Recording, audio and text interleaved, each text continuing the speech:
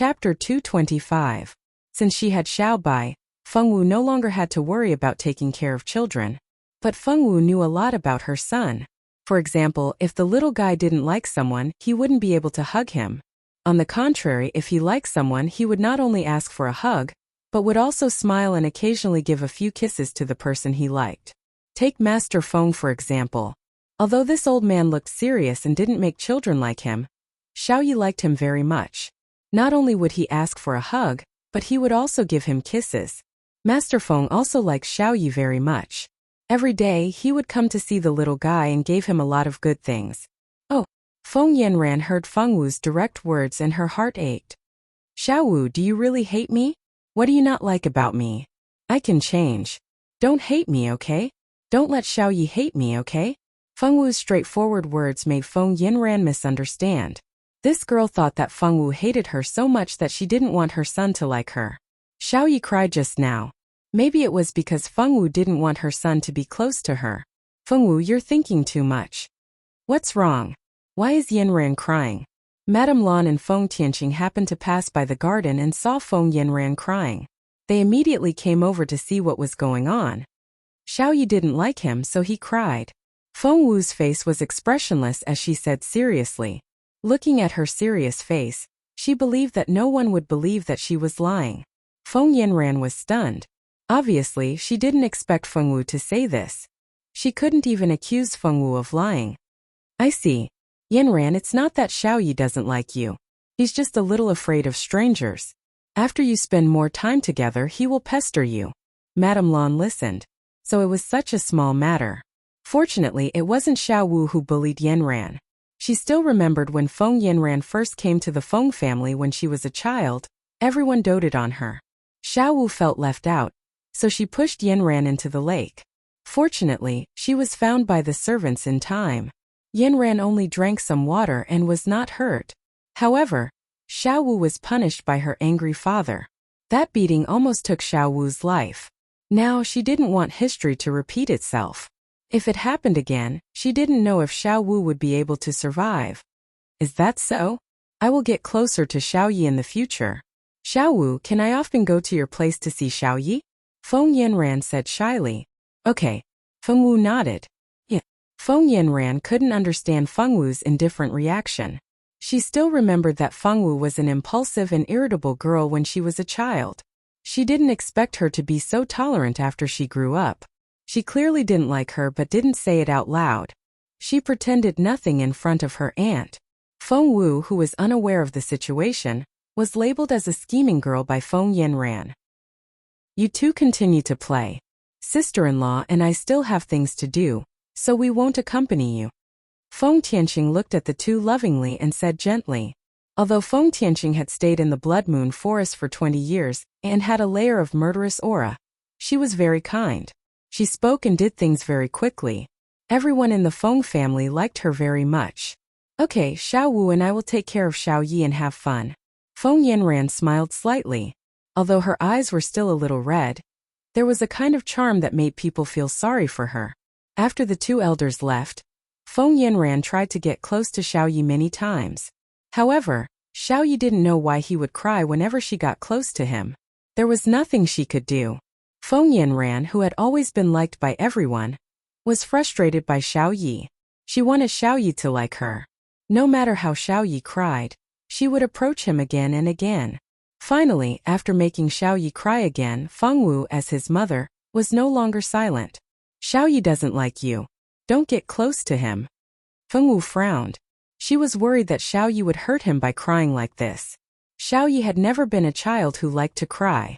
It was the first time that he cried like this. I just want him to like me, Feng Yanran said with grievance. Her pair of beautiful eyes blinked and tears seemed to fall at any time. It's not good to force people. Feng Wu was an honest girl. She thought that Feng Yanran had done something wrong, so she directly said the others, without thinking about leaving any face for the other. Feng Wu, what is face? Wu. Xiao Wu. Do you have any misunderstanding about me? Why do you hate me so much? When we were young, I always wanted to be good sisters with you. Why don't you like me? Feng Yanran cried in a low voice. Her voice was full of grievance. Unfortunately, our Fengwu girl hated people crying the most. When she heard Feng Yanran cry so hard, she directly took Xiao Bai and little Bun Xiao Yi and left. After Feng Yanran cried for 2 minutes, she found that there was no movement next to her. She looked up with tears in her eyes. There was no one, they had already run away. Feng Yanran was stunned. She didn't expect that Fengwu would leave like this. She actually left like this. This voice repeated infinitely many times. Finally, Feng Yanran left the garden alone in a daze. After Feng Yanran left, 2 figures came out from the corner of the garden. Brother Etian, Tingting thought you liked cousin Yanran very much. She was crying so sadly just now. Why didn't you comfort her? Feng Ting said with some hidden bitterness. Etian hurriedly explained, no, I have always liked you, Tingting. I would never like cousin Yanran. Feng Ting looked at the anxious Etian suspiciously. There was something wrong with this person. A few days ago he liked Feng Yanran so much. Today he said that he would never like Feng Yanran. This was too strange. Feng Ting was confused, but she didn't ask more. She pretended to be generous and forgave Etian. The two talked and laughed as they strolled in the garden. On the day of the Feng family's banquet, almost all the important figures of the big families were present. Even the princes and princesses of the royal family came as representatives. Madame Lan asked Fengwu if she wanted to go to the banquet. Fengwu thought about it and shook her head. It sounded troublesome, so she didn't want to go. Madame Lan nodded and let Fengwu rest in the room. Then she asked the servants to prepare a lot of food and send it to Fengwu's room. Only then did she leave and rush to the front hall. As the mistress of the Feng family, she couldn't leave for too long. There were still a lot of guests waiting for her to greet them. Originally, she wanted to let Fengwu attend this banquet, but she heard some gossip at the banquet just now. She didn't want her daughter to go out and suffer, so she went to Fengwu's room to ask. Chapter 226. Although it was not a big deal that Fengwu did not attend this banquet, she still had to explain it to the head of the family, Master Feng. If Fengwu suddenly did not appear, she was afraid that Master Feng would lose his temper. Madame Lan explained the situation to Master Feng. Master Feng pondered for a moment, and finally nodded heavily. That's it. Prepare more food and send it to her room. That girl loves to eat. It seemed that even Master Feng had discovered the nature of Fengwu girl's gluttonous nature. Madame Lan hurriedly responded and left to greet the guests. Tonight, the name of Feng Yanran was destined to resound throughout the aristocratic circle of the ancient eastern country. From the gorgeous appearance of Feng Yanran, she replaced the 3 beauties and became the most beautiful fairy in the eyes of all the men present. Although Princess Ronghua, Lanzhou, and Qiu Ruobing did not become wallflowers that no one paid attention to, the men around them had decreased by at least 2/3. Only 1/3 of them were still with the 3 of them. Although these men were not seduced, their eyes slipped to Feng Yanran's side from time to time. Although the 3 of them did not put these men in their eyes, they believed that any woman would not feel comfortable if her pursuer was stolen by another woman. Princess Ronghua was very lucky. Fortunately, Prince Ming she did not attend this banquet of the Feng family. If Prince Ming she saw Feng Yanran, what if he also fell in love with her? Even if Princess Ronghua was unwilling to admit it, she could not deny the beauty of Feng Yanran. The 3 beauties were not so bad. At least there were some men around them. The other girls were not so good. Compared with the 3 beauties, they were much inferior. Fortunately, the 3 beauties were of high status, and many men looked down on them. Now that Feng Yanran had come, most of the men were fascinated by her. Originally, there were a few men who were trying to please her, but now they all surrounded Feng Yanran. The girls secretly bit their handkerchiefs and called her a little vixen in their hearts. They were jealous of Feng Yanran's beauty. It seemed that in a short time, Feng Yanran had successfully replaced Fengwu and become the public enemy of all the girls. The appearance of Fengwu could be considered as a great help to Fengwu, because the topic of discussion among the aristocratic girls who didn't like her before was no longer about her. They all became the femme fatale Feng Yanran. The Feng family rarely held banquets. This time they specially held a banquet for Feng Yanran and her mother. It was enough to see how much importance they attached to Feng Yanran and her mother. Madame Lan took Feng Yanran to socialize with all the top-notch ladies and gave Feng Yanran enough face. Feng Wuliu, who was usually serious, also stood with Feng Tianqing all the time. The father and daughter talked and laughed. It was enough to see the deep relationship between father and daughter. All the forces present could see that Master Feng liked the mother and daughter. With Master Feng's favor, Feng Yanran's value immediately increased several times. Many first-class families wanted to look at Feng Yanran for their direct descendants. Although Feng Yanran was not a direct descendant of the Feng family, Master Feng only loved her among so many granddaughters. This was enough to increase her status. How could you tell that Master Feng doted on Feng Yanran the most? Was there a need to see it? Look at the Feng family.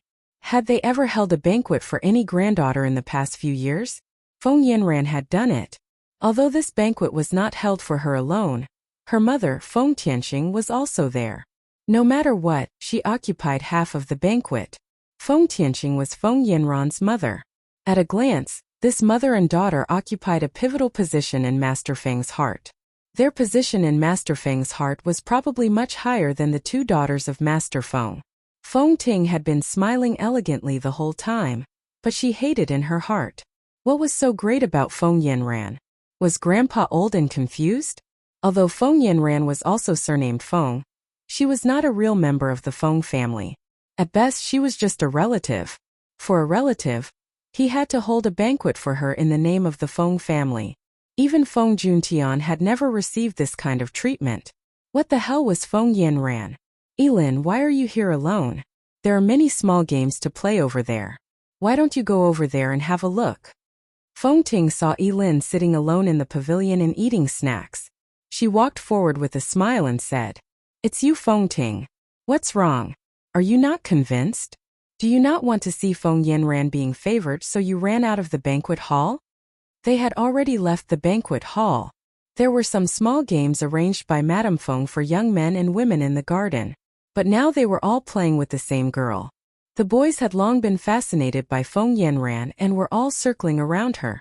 The smile on Feng Ting's face did not change. "What are you talking about, Elin? Why do I feel uncomfortable? I think the one who is really uncomfortable is you. You are both granddaughters of Grandpa, but Grandpa only cares about Feng Yanran. I'm afraid that the position of you three sisters in Grandpa's heart is not as high as Feng Yanran. Grandpa is just leading the wolf into the house. Feng Yanran is destined to destroy the Feng family." Elin suddenly realized that she had said something she should not have said. She suddenly shut her mouth and looked a little annoyed. Destined to destroy the Feng family? What did this mean? What ability did Feng Yanran have to destroy the Feng family, one of the strongest families in the ancient eastern country? Feng Ting was puzzled. Unfortunately, no matter how she asked, she could not get any more important information. The doubts in her heart were not solved but deepened. Don't ask anymore. It's not good for you to know too much. For the sake of your cousin, I'll remind you that you better stay away from Feng Yanran. If you get too close to her, you won't have a good end. After saying this, Elin walked away as if there was a ghost chasing after her. No matter how Feng Ting called her, she did not look back. Instead, she ran faster and faster. What was going on? Feng Ting could not figure it out, but she took Elin's words to heart. Even without Elin's reminder, she would not get close to Feng Yanran. She and Feng Yanran were destined to not be friends. On the second day after the Feng family's banquet, bad news came from the Blood Moon Forest. The enchantment of the Blood Moon Forest was partially destroyed. Many vampires had fled the Blood Moon Forest and hid in the human world. It brought a space crisis to the human world. Fortunately, the Prince of the Silver Moon ancient country had purified the contaminated enchantment and rearranged it. This prevented the vampires from pouring out. However, most of the vampires who fled to the human world were nowhere to be found. The vampires were a race very similar to humans. They looked no different from humans. There had never been an ugly man or woman in the vampires. Chapter 227. Every single one of them had a charming appearance and were naturally proficient in illusions. They could easily charm the opposite sex and make the opposite sex willingly offer up warm blood for them. The blood race's body was incomparably strong and could not be harmed by non-pure silver weapons. They were naturally afraid of the dark and could only live in darkness. The sunlight during the day was the most terrifying thing to them. As long as they were exposed to sunlight, they would turn into ashes and never be reincarnated. However, human blood was like poppy to them, emitting an irresistible fragrance that gave them a desperate desire to devour it. It could be imagined that if such a blood race was released into the human world, it would be a huge blow to the entire human world. It was said that the Star Hall had already sent out most of the Star Generals to hunt down the blood race that had escaped into the human world. It was said that the Notre Dame du Starlight had already called back all the senior students and was about to start a hunt for the blood race. It was said that the royal families of the various empires had already increased their defenses and patrols were constantly increasing. It was said that the various large guilds had already posted missions to capture or kill the blood race, and the rewards were amazing. It was said that the pure weapons in the various cities were already out of stock, and the price of silver ornaments was rising again and again, but the supply still could not meet the demand. This news had spread to every corner of the continent in just a few days. Of course, the ancient Eastern country wouldn't be the only country to suffer from the blood race's reappearance. The number of victims would only increase until all the blood race hiding in the human world were killed. Currently, the entire ancient Eastern country was discussing the birth of the blood race, but Fengwu's life was very peaceful. The Fengwu girl was a homebody and spent most of her time in her room cultivating or communicating with a jur. The members of the expert team would also occasionally chat with Fengwu. Fengwu's life was very peaceful and happy, except for Feng Yanran, who would occasionally come to her room to visit Fengyi. Fengyi still did not like Feng Yanran and did not allow her to come close. Feng Tianqing seemed to like Fengwu very much. Other than Feng Yanran, Feng Tianqing came to Fengwu's room the most frequently. Feng Tianqing was very good to Fengwu. He spoke gently and kindly, and always encouraged Fengwu to forget the past and look forward. Unfortunately, Fengwu girl didn't have the original owner's memories. Even if she wanted to forget the original owner's past, she needed memories to make her forget. Fengwu, I don't understand. On this day, Mingxi used the communication crystal to ask Fengwu to meet him at the same place. In an ordinary house, Fengwu's Xiaochun was returned to her. Xiaochun was very happy to see its master. Although it felt that this man's aura was not bad, it still liked its master the most. It was a sword with a strong will. It did not think that it would find a new master just because it smelled good.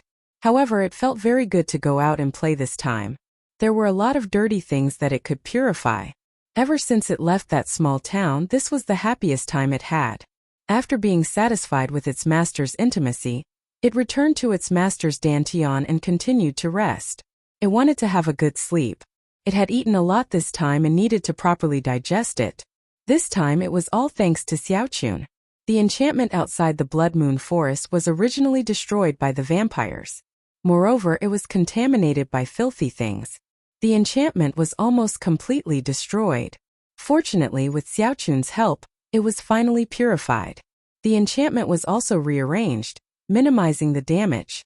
These things are for you. Keep them well. They may be useful in the future. Mingxi's face, which was as beautiful as the moonlight, had a faint smile on it. His smile was filled with gentleness, and he didn't seem to be as distant as he usually was when facing unfamiliar people. Fengwu took the space bag and directly threw it into her own space ring. She did not even look inside. Is it dangerous? Fengwu seriously raised her head and looked at Mingxi. After listening to Mingxi's words, in addition to the news she had heard from the Feng family recently, she suddenly understood why Mingxi had borrowed little silver. Aunt Tianxing had said that the vampires were very powerful. Was it because Yuxi had gone to find them? Was it very dangerous? Mingxi paused. He had not expected Fengwu to ask such a question, so he smiled and said, "It's fine. I mainly went to purify the enchantment this time, not to attack the vampires. Although there were some small-scale battles, they ended quickly. There was no danger." He was lying. In fact, the situation in Blood Moon Forest this time was much worse than he had imagined. The humans stationed outside Blood Moon Forest were almost completely annihilated. The vampires had already sucked the blood out of the villages close to Blood Moon Forest and turned them into dried corpses. The entire outskirts of Blood Moon Forest was like a purgatory on earth. When he went to purify the enchantment with the experts of the ancient Eastern country, the vampires had stubbornly resisted. The vampires had even sent out 2 grand princes. A great battle between the two sides was unavoidable. Although the 2 grand princes had been defeated in the end, the human side had also lost several high-level combatants. It could be said that both sides had suffered losses. Of course, he could not tell this to Fengwu. He did not want this simple girl to worry about him. Fengwu nodded and took out a box of beautifully packaged biscuits from her space ring. This was made by the Feng family's chef. Fengwu had recently become addicted to these biscuits, and would eat a large plate every day. She wanted to give her favorite things to Mingxi. The young girl held up the biscuit and looked at him expectantly. It made him feel that not accepting it would be a crime. Reaching out to take the biscuit, Fengwu's mouth curled into a faint smile. Even her eyebrows were slightly curved. Mingxi smiled. He had only received the biscuit. How could such a simple action make her so happy? Eat. Fengwu looked at him seriously and said. Eat now. Mingxi asked. Eat now. Fengwu nodded. Mingxi picked up a biscuit and put it in his mouth. A thick milky fragrance immediately spread throughout his mouth. The taste is very good. You should eat some too. He passed a biscuit to Fengwu so that she could eat it. Fengwu also picked up a biscuit and ate it silently. It was just that the curved corners of her mouth showed that she was in a very good mood. Xiao Wu, I will leave the ancient eastern country tomorrow. Today, in addition to returning your sword, another purpose is to say goodbye to you. The next time we meet will probably be after school starts. Take care of yourself. There are many people in this country who are hostile to you. Before leaving the ancient eastern country, be careful and don't be careless. During Mingxi's days in the ancient eastern country, even if he did not specifically inquire about Fengwu, Princess Ronghua would occasionally talk about Fengwu. Thanks to Princess Ronghua, Mingxi knew a lot about Fengwu's situation in the ancient eastern country. Princess Ronghua was also a smart woman. She would never speak ill of people directly. Instead, she would lead the topic to let people think about it. Chapter 228. Unfortunately, she met Mingxi. No matter how Princess Ronghua guided him, Mingxi would not be fooled. He knew better than Princess Ronghua what kind of girl Fengwu was. No matter what Princess Ronghua said, he would not believe it, nor would he be swayed. Mingxi was leaving. Fengwu pursed her lips. She was a little unhappy, but soon her eyes were bright again. She could still see Mingxi at school, and when she returned to school, she could see him. After returning to school, she must work harder to marry Mingxi and let Mingxi be the baby's father. Fengwu firmly clenched her hands. Mingxi left. His departure did not alarm the nobles of the ancient eastern country. Except for some people in the royal family, no one knew when he left. After Mingxi left, the most disappointed person was Princess Ronghua. She wanted Mingxi to be fascinated by her, but unfortunately she had not succeeded. How could Princess Ronghua be willing to accept this? No matter what Princess Ronghua thought, Mingxi really left. With a wave of his sleeve, he left behind a broken heart. Xiao Wu, you have to take good care of yourself. You have to get along with your classmates at school. Be careful. Don't let others bully you, okay? Madame Lan stood in front of the gate of the Feng family, crying as she sent her little daughter off. Soon after Mingxi left, it was time for Fengwu to go back to school. That was the end of the holiday. Madame Lan was very reluctant to part with her daughter. Her daughter had finally returned to her side, but now she had to leave. This was too sad. Take good care of yourself. If you don't have enough money, tell us. Feng Tianqing said with a calm face. Go to class, don't run around, don't trust others easily, take care of yourself and Xiaoyi. Feng Juntian was also reluctant to part with his sister, but he was different from the others in the Feng family. He was also a student of the Notre Dame du Starlight, but with his strength, he could have applied to graduate a long time ago. Originally, Feng Juntian could apply to graduate, but when he thought of Fengwu, he gave up on the idea. As long as he hadn't graduated yet, he could go back to school to visit Xiao Wu anytime. No matter how reluctant she was, Fengwu still left with Little Bun and Little White. The teleportation formation flashed, and Fengwu returned to Central City. A new semester had begun. The second semester of this year had officially begun. Those who did not complete the mission in the previous semester would continue to complete it. Those who had completed the mission and obtained the sensory stone could start a new class with the teacher and embark on the path of exploring the mirage together. Teacher, what kind of place is the virtual realm? Are all the people there fake? But they clearly have thoughts and feelings. They don't look like fake people at all. The first class of the semester was a female teacher named Sha Yeli who was going to explain the history of the virtual realm to everyone. I believe everyone already knows that the virtual realm is a world created by Lord Longza Gamer. I would like to ask if anyone knows why Lord Longza Gamer created the virtual realm before he ascended? Sha Yeli had a naturally youthful face and a very good figure. As for her real age, none of the teachers in the school knew about it. It was to leave a place for us to train safely. It was to make it easier for us to train our spirit power more effectively. It was to allow us to experience the feeling of fighting against all kinds of experts without leaving the school and to break through our limits. The students spoke one after another, but Sha Yeli only smiled without saying anything. Teacher, are we wrong? A student could not help but ask. Of course not. Although this is not a secret in the entire continent, it is not something that everyone knows. If you did not enter the Notre Dame du Starlight, perhaps many of you would never know this secret in your lifetime, Sha Yeli said to everyone with a mysterious expression. Fengwu blinked as she watched the teacher acting mysterious on the stage. Seeing how calm Fengwu was, Emoga used his elbow to nudge Fengwu's hand and asked in a low voice, Xiaowu, don't you want to know? Yes. Fengwu turned to look at him and said, why didn't I see it? Emogue thought helplessly. The teacher on the stage continued, it is said that 1,000 years ago, there was a thrilling battle for the throne in the demon realm. The two masters of this battle were the current demon emperor and the previous demon emperor. The entire class was in an uproar. The birth of the mirage was actually related to the demon realm. This was big news. No one knows how long the demon realm has existed. From what I know, the demon realm has existed for countless years, but only 2 demon emperors have been born. The first one was the first demon emperor born in the demon realm. He was the first demon born in the demon realm, and also the strongest of all the demons. In order to show respect to him, all the demons called him the demon ancestor. This meant that he was the ancestor of all demons. The second one was even more mysterious. He was the god prince of the god realm, possessing the purest god's blood. However, his heart fell into the demon path, and he became a demon god. No one knew the real names of these 2 demon emperors. In order to distinguish the 2 of them, people called the first demon emperor the demon ancestor. The second one was the true master of the demon realm, and people called him the demon emperor.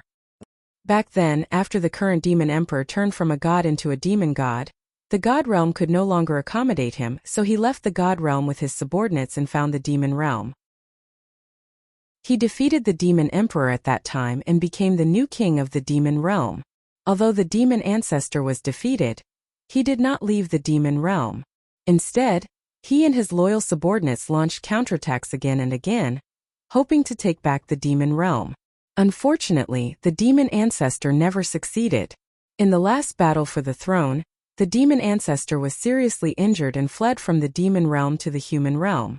Everyone's heart beat faster as they listened. They were very excited. They really didn't expect that such a thing had happened in the demon realm. Moreover, it was related to their human realm. This was too exciting. The entire class listened quietly to Sha Yeli's narration of the battle. Not a single one of them interrupted. Because he couldn't defeat the current demon emperor many times, the demon ancestor gave up. He had a terrible idea in his heart. He wanted to transform our human realm into a new demon realm, and then continue to be the king of the demon realm in this world. What? This demon ancestor is too much. How can he do such a thing? I express my deep disdain for him. Needless to say, that guy must have failed. He couldn't even take over the demon realm, and he still wants to take over the human realm. He's dreaming. Everyone expressed their opinions at once. Most of them expressed their dislike for Lord Devil Ancestor. Chapter 229. The Fengwu girl quietly listened to everyone's discussion and remained silent. Emogue, on the other hand, joined the heated discussion and chatted happily with the others. Teacher, what's next? Did the experts of our human race destroy the demon ancestor's body and soul? From then on, he won't dare to have any ideas about our human world. Emogue excitedly raised his hand and spoke. Are you stupid? If his body and soul are destroyed, how can he have any ideas about the human world? Emogue's words immediately caused a lot of students to ridicule him. You little brats, do you think the demon ancestor is a small character? That's the demon ancestor. Even if he was injured when he fled to the human world, he's still not someone ordinary humans can defeat.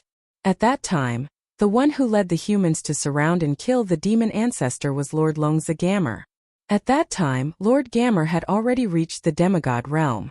During the battle, he successfully broke through to the divine realm, and could ascend to the divine realm at any time. Before he ascended, he used his divine power and a space-type divine item to create the mirage and sealed the demon ancestor's soul in the mirage. In that great battle, countless human experts fell. Many of the fallen experts voluntarily entered the mirage to guard the demon ancestor's demonic spirit. From then on, they lived in the mirage, immortal and indestructible. Before Lord Longza Gamer ascended to the divine realm, he gave the mirage to the Dean of our Notre Dame du Starlight, Lord Shungyun. The Dean felt that it was too wasteful to use the mirage to guard the demon ancestor, so he used magic power to divide the mirage into several continents and separate the place where the demon ancestor was imprisoned. As for the other continents, they were used for students to gain experience. Over the years, because of the mirage, the strength of our human world has greatly increased. Because of the blow brought about by the demon ancestor, we finally completely recovered after a long period of time. Even Lord Longza Gamer couldn't completely destroy the demon ancestor? Selder asked somewhat unwillingly. Longza Gammon had always been the person Silda admired the most. Thinking of how even his idol was unable to completely destroy the fiend ancestor, he couldn't help but feel a little disappointed and indignant. That's not right. The demon ancestor attacking the human realm is such a big deal. The Star Hall should have done something. If the Star Hall had done something, why didn't the teacher mention anything about the Star Hall in the story? A smart student immediately asked honestly, who told you that the Star Hall didn't take action? The Star Hall suffered heavy losses in that battle. 3 of the 4 successors of the Divine Seal from 2 generations ago were sacrificed in that battle. As for the Star Hall Master, due to some restrictions, he can't use too much power in the human world. That's why he hasn't been able to do anything. That's why the demon ancestor is able to kill us humans in the human world. In that war, too many human beings were sacrificed. Countless high-grade magicians and swordmasters were sacrificed in that war. That war could be said to be the most tragic war in the human world after the war between gods and devils. Teacher, why couldn't the Star Hall Master take action? Even if the Star Hall Master couldn't take action, there's still our Dean, right? Why couldn't both of them take action? A female swordmaster asked cautiously. I already said that there are restrictions. I'm just a little teacher. How do you want me to answer such a profound question? Sha Yeli angrily slammed the table, scaring all the students into shrinking their necks. It's over. This lowly teacher is so hot-tempered. She glanced at the girl who casually asked a question. What are you asking? Why are you asking so many questions? The girl felt so wrong that she almost burst into tears. I won't ask anymore. Class dismissed. Sha Yeli slammed the table again. Holding a textbook, she walked away without looking back. However, her strides seemed to be a little big, as if she was running. Is it okay if she doesn't run? She has to go back and check the books. These students are too blind. Why do they ask the teacher every question? Can't they read more books themselves? The students were speechless. Since some of the students had obtained the induction stones in advance, the school had arranged for a teacher to teach them how to use the induction stones to sense the ethereal plane. Meanwhile, the students who did not obtain the induction stones had no choice but to continue earning money. Most of them had yet to complete their quests. Ugh! If I knew this would happen, I wouldn't have set such a high quest for myself. Why is it so hard to earn money these days? The students who obtained the induction stones, regardless of whether they were from the magician school, swordmaster school or other schools, were all gathered in a classroom. The students who held the induction stones sat a short distance away from each other, and began to sense the entrance to the ethereal plane according to the teacher's instructions. Some of the students tried to learn how to sense the ethereal plane on their own during the holidays. After putting in a lot of effort, they finally managed to enter the ethereal plane. There were also some students who did not learn anything related to the induction stones during the holidays. Due to their lack of experience, it took them quite some time to sense the entrance to the ethereal plane. While a portion of the students were still trying to learn how to sense the ethereal plane, another portion of the students had already sensed the entrance to the ethereal plane and successfully entered it. After Fengwu entered the ethereal plane this time, she directly went to Xihua City. There was actually a Notre Dame du Starlight in the ethereal plane. Fengwu did not know about this when she entered the ethereal plane the last time. Now that she heard about it from her teacher, she found out that Notre Dame du Starlight had a classroom in the ethereal plane. The teachers of the Notre Dame du Starlight in the ethereal plane were not the teachers of the outside world. They were the heroic spirits of seniors who had fallen in the battle with the demon lord. Those experts who had died willingly stayed in the ethereal plane. As long as the ethereal plane was not destroyed, they would not die. If they did not find something to do with their slow lives, it would be too boring. Therefore, when the Notre Dame du Starlight invited them to become teachers and teach students, some of the bored seniors agreed just to have some fun. It was just that these teachers had very bad tempers. If there were students who couldn't satisfy them, they would mercilessly chase them out of the class they were in charge of. Therefore, one mustn't think that their future would be bright just because they could meet a great teacher. That would depend on whether or not the great teacher would take a liking to you. The ethereal plane was a magical world. As long as one's spiritual power entered the ethereal plane, their spiritual power would continuously increase. Although the increase was very slow, it was still much easier than cultivating in the outside world.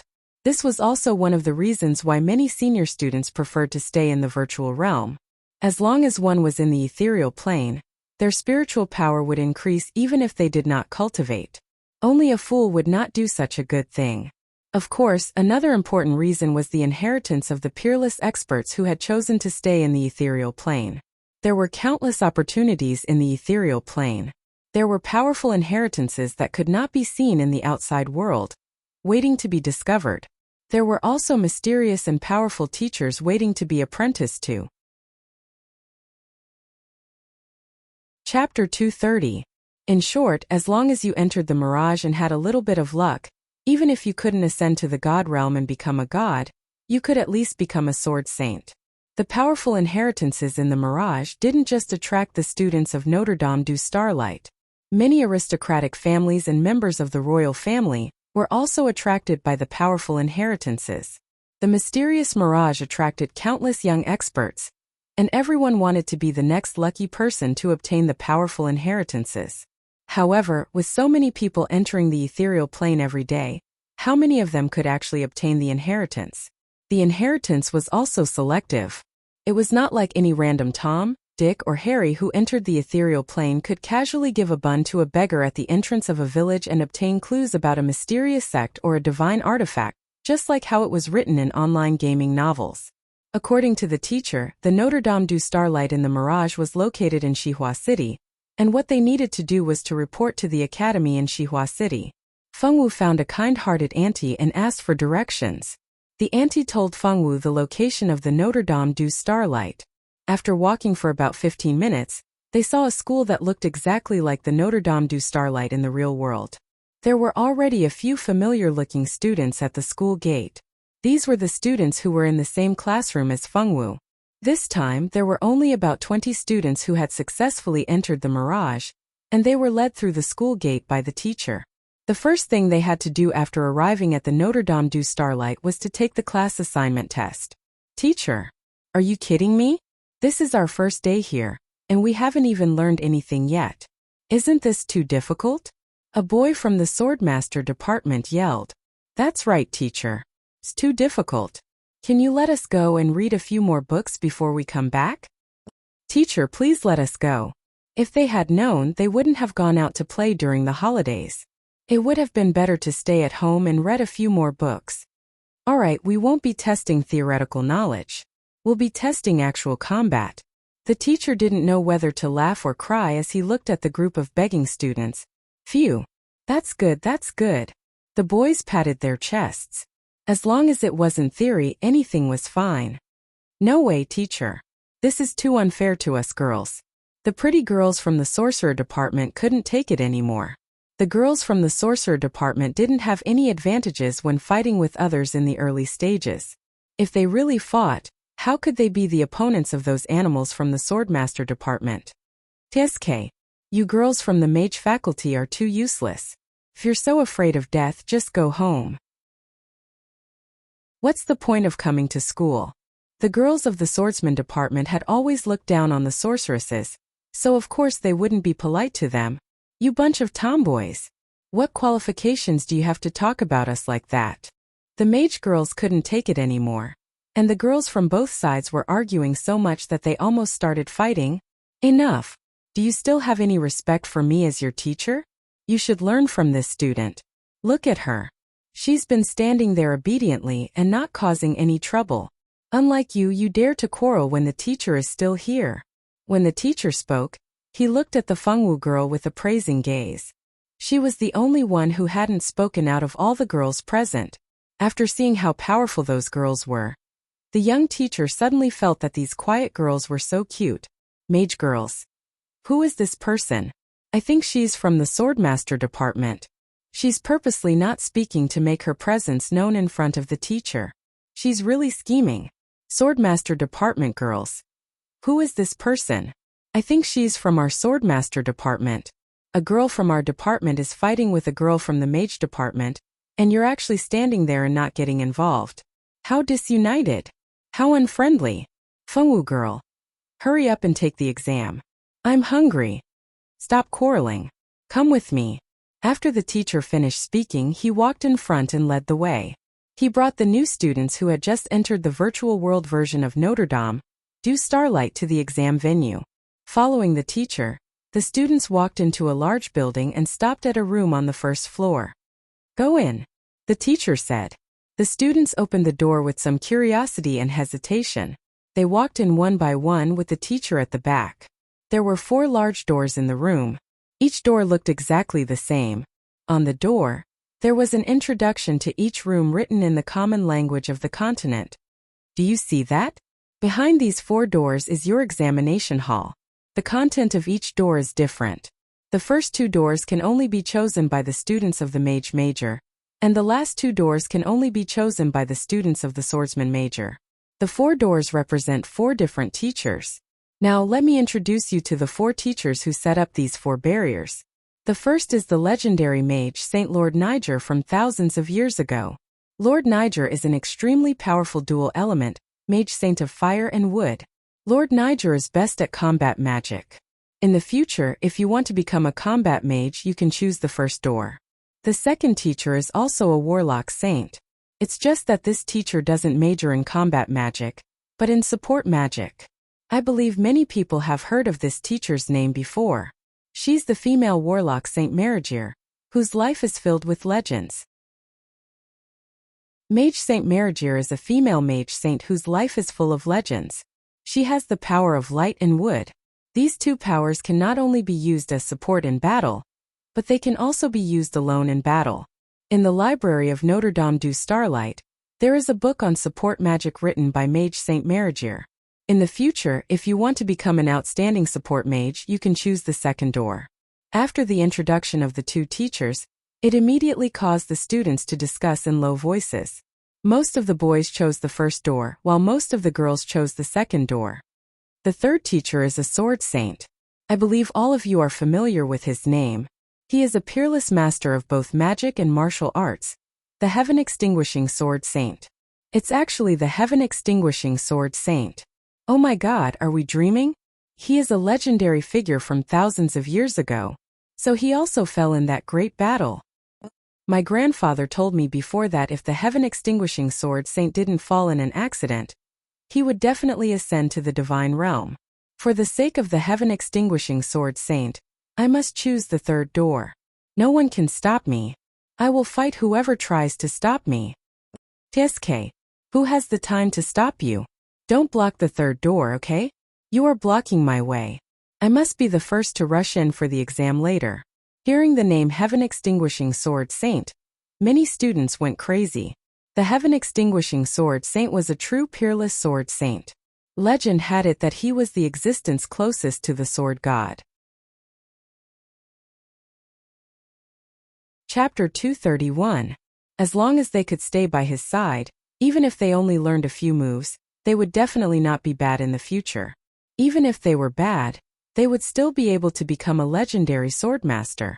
The students of the Swordmaster department could not help but fantasize about their legendary lives after becoming the disciple of the Heaven Extinguishing Sword Saint. The fourth teacher is a female sword saint. People call her the Soul-Snatching Sword Saint. Many people don't know her real name, including me. However, even Lord Longzagamer praised her strength back then. As for how strong she is, I'm not sure either. There are too few legends left behind by the Soul-Snatching Sword Saint. Other than people of the same generation as her, I believe that not many people know about her. Therefore, I can't give you more introductions. You can all choose according to your own ideas. This is too irresponsible. I don't know if this explanation is powerful or not. I still insist on my opinion. Choosing the Heaven Extinguishing Sword Saint is definitely not wrong. Me too. I'll choose the Heaven Extinguishing Sword Saint. We'll choose the Heaven Extinguishing Sword Saint too. Teacher, is the difficulty of the assessment behind these 4 doors the same? What will happen if we can't pass the assessment? A female mage asked timidly. Yes, what if they couldn't pass the assessment? After being reminded by this young mage, everyone woke up from their dreams of being able to learn from the Warlock Saint. Teacher, if we can't pass the assessment, we should be able to retake the assessment, right? A male mage asked weakly. This time, the Swordmaster department did not laugh at the cowardice of the mage department. They did not have confidence themselves. It was obvious that the assessment set by a Warlock Saint was not simple. Retake the assessment. Dream on. If you can't pass the assessment, you can go to an ordinary class and have a chance to become the disciple of a Warlock Saint. Every student only has one chance. If you can't pass the assessment, you won't have another chance. Of course, if your performance is outstanding enough in the later stages, you still have a chance to be accepted by a Warlock Saint, although this chance is almost non-existent. Hearing this answer, the scene was instantly filled with grief. So there was only one chance. If they succeeded, they would die trying. Teacher, other than these 4 teachers, are there any other teachers we can choose? If they chose a less difficult one, their chances of passing the assessment would be much higher. There is another teacher who is a demigod. Back then, he was only half a step away from becoming a true god and ascending to the divine realm. That teacher also set up an examination venue. Do you all want to go and try? The teacher looked at the students coldly and said. The students looked at each other and blinked in disbelief. Demigod. Was this for real? He actually had a teacher who was a demigod. We're not dreaming, are we? Teacher, I just want to ask. Is their demigod teacher the magic god or the sword god? Emogue asked impatiently. That was a demigod.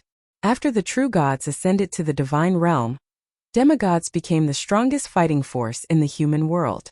There were only a few known demigods in the human world. Now that there was a chance to become a disciple of a demigod, anyone would be overjoyed. The mage students were equally excited. This was too unexpected. It was already a miracle that they could meet a Warlock Saint as their teacher. They didn't expect that the real highlight was still here. They were too happy. It had to be a magic god, You all are in luck. That master is a peerless expert who cultivates both magic and martial arts. You can call him a magic god or a sword god. If you are interested, you can all give it a try. However, you should be able to guess that the test set up by that master will not be simple. As far as I know, for thousands of years, no student has been able to pass his test. Even those geniuses who are a few years older than you could not do it. However, I have good news for you. This master's test will not be counted together with the other 4 teachers' tests. Therefore, if you fail, you can still choose one of the other 4 doors to take the test again. This news was really good news for all the students.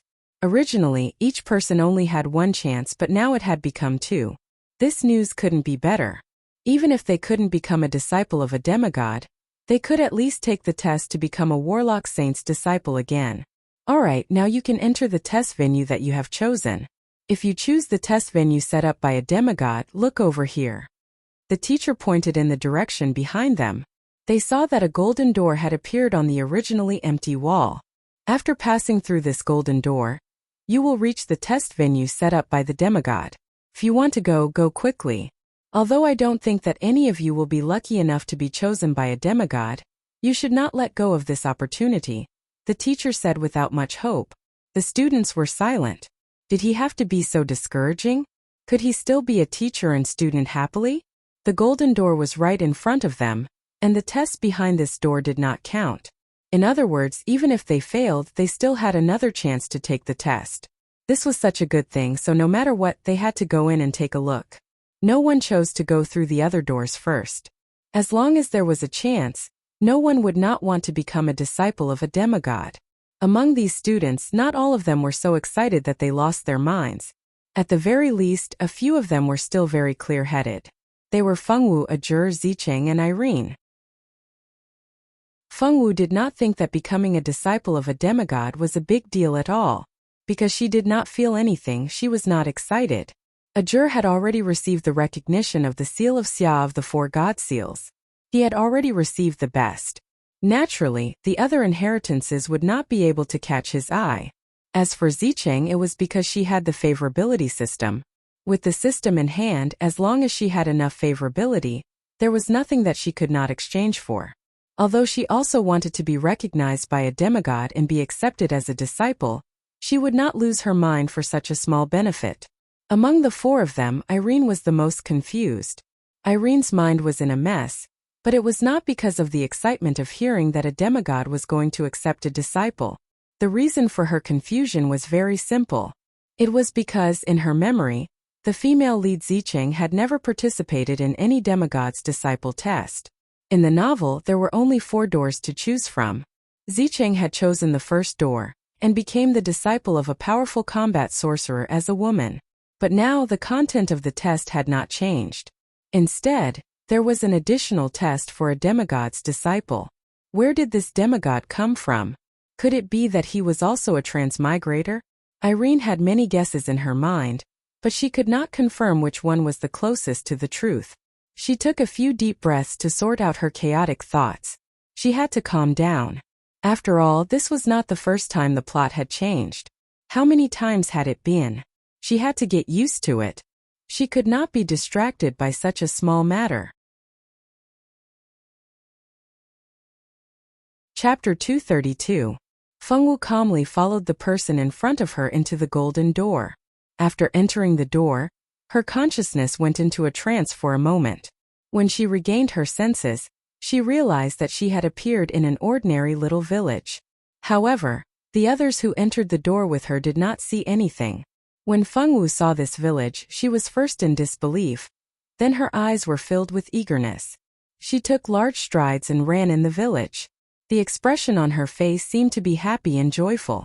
Her originally expressionless face was now filled with excitement. She ran in the village and looked at the villagers walking around her. Fengwu looked at each and every familiar figure. Even if they were the children who had bullied her before, she still felt very close to them. Fengwu called out their names, but no one answered her. She reached out to grab a woman's clothes, but her outstretched hand passed through the woman's arm. Fengwu looked at her own hand with some disgust. She watched these familiar yet unfamiliar people come and go in front of her. The children in the village played around in front of her. All of this scene was so familiar yet so strange. "Master!" Fengwu called out softly, sadly. She turned to look at the mountain not far away. Wasn't this mountain the Mount Yuehua that Fengwu had lived in for more than 10 years in her previous life? She did not look at the villagers anymore. Instead, she quickly ran towards the mountain she had lived in for more than 10 years. On the mountaintop, the bamboo house was still there, the hot spring was still there. Even the little animals that used to play with Fengwu were still in their original places. Only the master she cared about the most was nowhere to be seen. She searched the entire Mount Yuehua but could not find him. Fengwu was very sad. Master was gone. Would she never be able to find Master again? She missed Master so much. Fengwu's eyes reddened. She tried hard not to let her tears fall. Don't cry, don't cry. Master said before that the strong shed blood but not tears. She could not cry. She sniffled and held back her tears. She suddenly remembered that there was still a place she had not searched. That was the place where Master was in seclusion. She had not seen that place yet. Master must be there. Thinking of this, Fengwu's eyes instantly lit up. She was no longer depressed. She used her qinggong and used her fastest speed to go to the place where her master was in seclusion. There was a waterfall there, and behind the waterfall was a naturally formed cave. Her master was in that cave. With Fengwu's strength, it was very easy for her to pass through the cave. She walked into this familiar cave. In this cave, she didn't find her master. Instead, when she walked into the stone room where her master was in seclusion, the entire stone room underwent an unexpected change. In the blink of an eye, the stone chamber disappeared, Mount Yuehua disappeared, the village disappeared, and everything she was familiar with disappeared. Fengwu found that she had arrived at a huge square.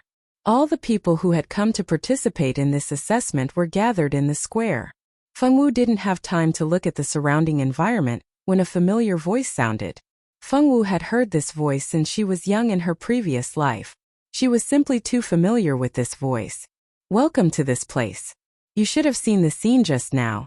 Now answer a few of my questions. If you can answer all of my questions correctly, you can become my disciple. An elegant and peerless voice suddenly resounded in the sky above the square. The square descended from the sky, and one could see a large expanse of the sky. There was not a single person in sight, and no one knew where the person who called himself by Lianfeng was standing and talking to them. The students looked at each other in dismay. Their eyes were filled with surprise and excitement. It was finally going to start. Great, quickly ask, we will definitely answer well. First question, what is the name of the village that you saw? Second question, what is the name of the big yellow dog at the entrance of the village? Third question, what is the name of the mountain outside the village? Fourth question, who is your favorite person? Fifth question, who am I? What kind of question was this? Were all demigod-level experts so unpredictable? What is the name of the village? What kind of question is this? How would I know? Is that big yellow dog called Big Yellow? Someone guessed. I don't know. I can't answer a single question. Someone had already given up. Could it be that this Lord doesn't intend to accept any disciple, so he came up with this method to make fun of us? Zicheng secretly frowned. Even she couldn't answer this kind of question. She was very doubtful whether there was a standard answer to these questions. Irene, what is going on? What kind of stupid question is this? I can't answer it at all. Seems like I can only give up. Many people shook their heads and sighed in disappointment. The village is called Zhang Family Village. The big yellow dog is called Little Yellow. The mountain outside the village is called Mount Yu. The person I like the most is my master. You are my master. Fengwu seriously looked at the sky and answered word by word. After everyone heard Fengwu's answer, they didn't even have time to express their thoughts before they were ejected from the examination room. When they recovered, they had already appeared outside the golden door. What is going on? Could it be that the girl got it right? So many people had been ejected, but the only person who answered the question wasn't among them. It was hard for them not to think about it. It can't be. That examination is too strange. Where did these answers come from? Why didn't I notice anything? Damn, she became a demigod's disciple just like that. Isn't it too easy? At least she should have passed all the tests. Why didn't I have such good luck? She became a demigod's disciple just like that? It's too easy to be a demigod's disciple. The teacher who was guarding outside was very indifferent when he saw them being ejected. However, after hearing the students' conversation, he couldn't stay calm anymore. What are you talking about? Someone really passed. The teacher was so shocked that his jaw almost dropped. After so many years, he didn't know how many batches of students there had been, but there had never been a student who could gain the favor of that lord. Could it be that his luck was so good today? He actually witnessed that lord accepting a disciple. Who is it? Do any of you know the successful student? Which one is it? Is it from the sorcerer department or the swordsman department? The teacher anxiously grabbed the student closest to him and shook him with all his might. The unlucky student almost fainted from the shaking. Teacher, calm down, calm down. I'm almost fainted from your shaking. Please spare me. I don't know who that is. I only know that it's a girl. The student who was being shaken said impatiently. Who knows who that girl is? If anyone knows her, quickly come out and explain. The teacher finally let go of the unlucky student and turned his attention to the other students. Chapter 233. Teacher, that girl seems to be Fengwu from the Swordmaster department. Irene said. Fengwu? Who's that? Why do I feel like I've heard this name before? Could it be that she's a famous person in the lower grades? That makes sense. To be able to be accepted as a disciple by a demigod expert, she can't be a nobody in the school. The teacher thought for a moment before nodding his head, as if he was certain of something. Teacher, Fengwu is very famous. She proposed to Senior Ming Shi in front of everyone in the cafeteria on the first floor in the first semester. She also had a child out of wedlock at such a young age. How could she not be famous? Rika was also one of the people who entered the virtual realm this time. After completing the mission last semester, although she didn't get into the top 10, she still got into the top 50. She received a sensory stone and had the opportunity to enter the virtual realm. Rika hated Fengwu the most. She couldn't bear to see Fengwu in the limelight. So it's her. I was wondering why her name sounded so familiar. Those who didn't recognize Fengwu at first, but after hearing Rika's explanation, it wasn't easy for them to not recognize her. Students who were able to accomplish such a feat in the first semester were so rare that there was practically no one. At the very least, in the past few decades they had only encountered such an oddball like Fengwu. She's the girl who proposed to Senior Ming Shi? She's not bad looking. No wonder she has the courage to pursue Senior Ming Shi. What courage? She's just shameless. This was someone who was envious. Don't talk nonsense. She soared to the sky. Even if Senior Ming Shi rejected her, didn't she still become a demigod's disciple? Being a demigod's disciple is even more glorious than proposing to Senior Ming Shi. If we were to say bad things about her here, who knows if that gloomy-looking girl would make things difficult for us. This was someone who was trying to scare people. That makes sense. Some people thought about it and felt that it made sense. Ajur looked coldly at Rika, who had started the discussion. Rika was not afraid of Ajur since there were so many people here. She even fearlessly gave Ajur a provocative look. She couldn't wait for Ajur to lose his mind in anger and attack her in front of the teacher. After all, this was the virtual realm. Even if she was killed, she wouldn't really die. If Ajur really dared to attack her in front of the teacher, he would definitely be punished by the school rules. Unfortunately, Ajur was not a fool. If he wanted to deal with Lika, there were plenty of opportunities. He would not do something stupid for such a woman. Seeing the disdain in Ajur's eyes, Rika's heart was filled with hatred. Damn it. One day, she would make Ajur pay the price for looking down on her. Enough, stop talking. Since you all failed the exam this time, go and choose another door to take the exam. If you don't pass this time, you won't have another chance. Because of the teacher's reminder, the students who had mixed feelings about Fengwu passing the demigod exam suddenly remembered that there was something more important than staying here to gossip. Their exam was not over yet. No matter how chaotic the outside world was, behind the golden door, Fengwu finally saw the master she had been longing for. Fengwu's master, Bai Lianfeng, was a peerlessly beautiful middle-aged man. Not only was he extraordinarily handsome, his strength had reached the peak of his original world. Master! Fengwu threw herself into her master's arms, her little head happily rubbing against her master's chest. You little girl, where did you go? Your master has been looking for you for thousands of years. If it wasn't for the divination saying that you would definitely appear in this world, I would have ascended to the god realm long ago. Bai Lianfeng patted his beloved disciple's head. He, Bai Lianfeng, had defeated all the experts in the world in his life, but he had only taken in one foolish disciple. His foolish disciple, Tianlan, was the person he was most worried about. The two of them had relied on each other for more than 10 years, and Bai Lianfeng had long since taken Tianlan as his own daughter. If he could not find her, even if it was the god realm, he would be too lazy to ascend. Master Tianlan really misses you. Fengwu looked at her master with red eyes. In front of her master, she had turned back into Tianlan, the Tianlan who lived a carefree life on Mount Yuehua. Don't cry. Have you forgotten that I don't like crying children? Bai Lianfeng pinched his beloved disciple's bun face. Although his beloved disciple's appearance had changed, her chubby little face was still as good to the touch. Fengwu blinked. I didn't cry. I never cry. She looked at Bai Lianfeng seriously. Well done. You're not allowed to cry in the future, okay? He nodded and gave his beloved disciple a praising smile. Fengwu was happy to be praised by her master. Master, are we going home? Fengwu thought about her friends in this world, and the family she had just met. She suddenly felt a little reluctant to leave. Bai Lianfeng fell silent. Go home?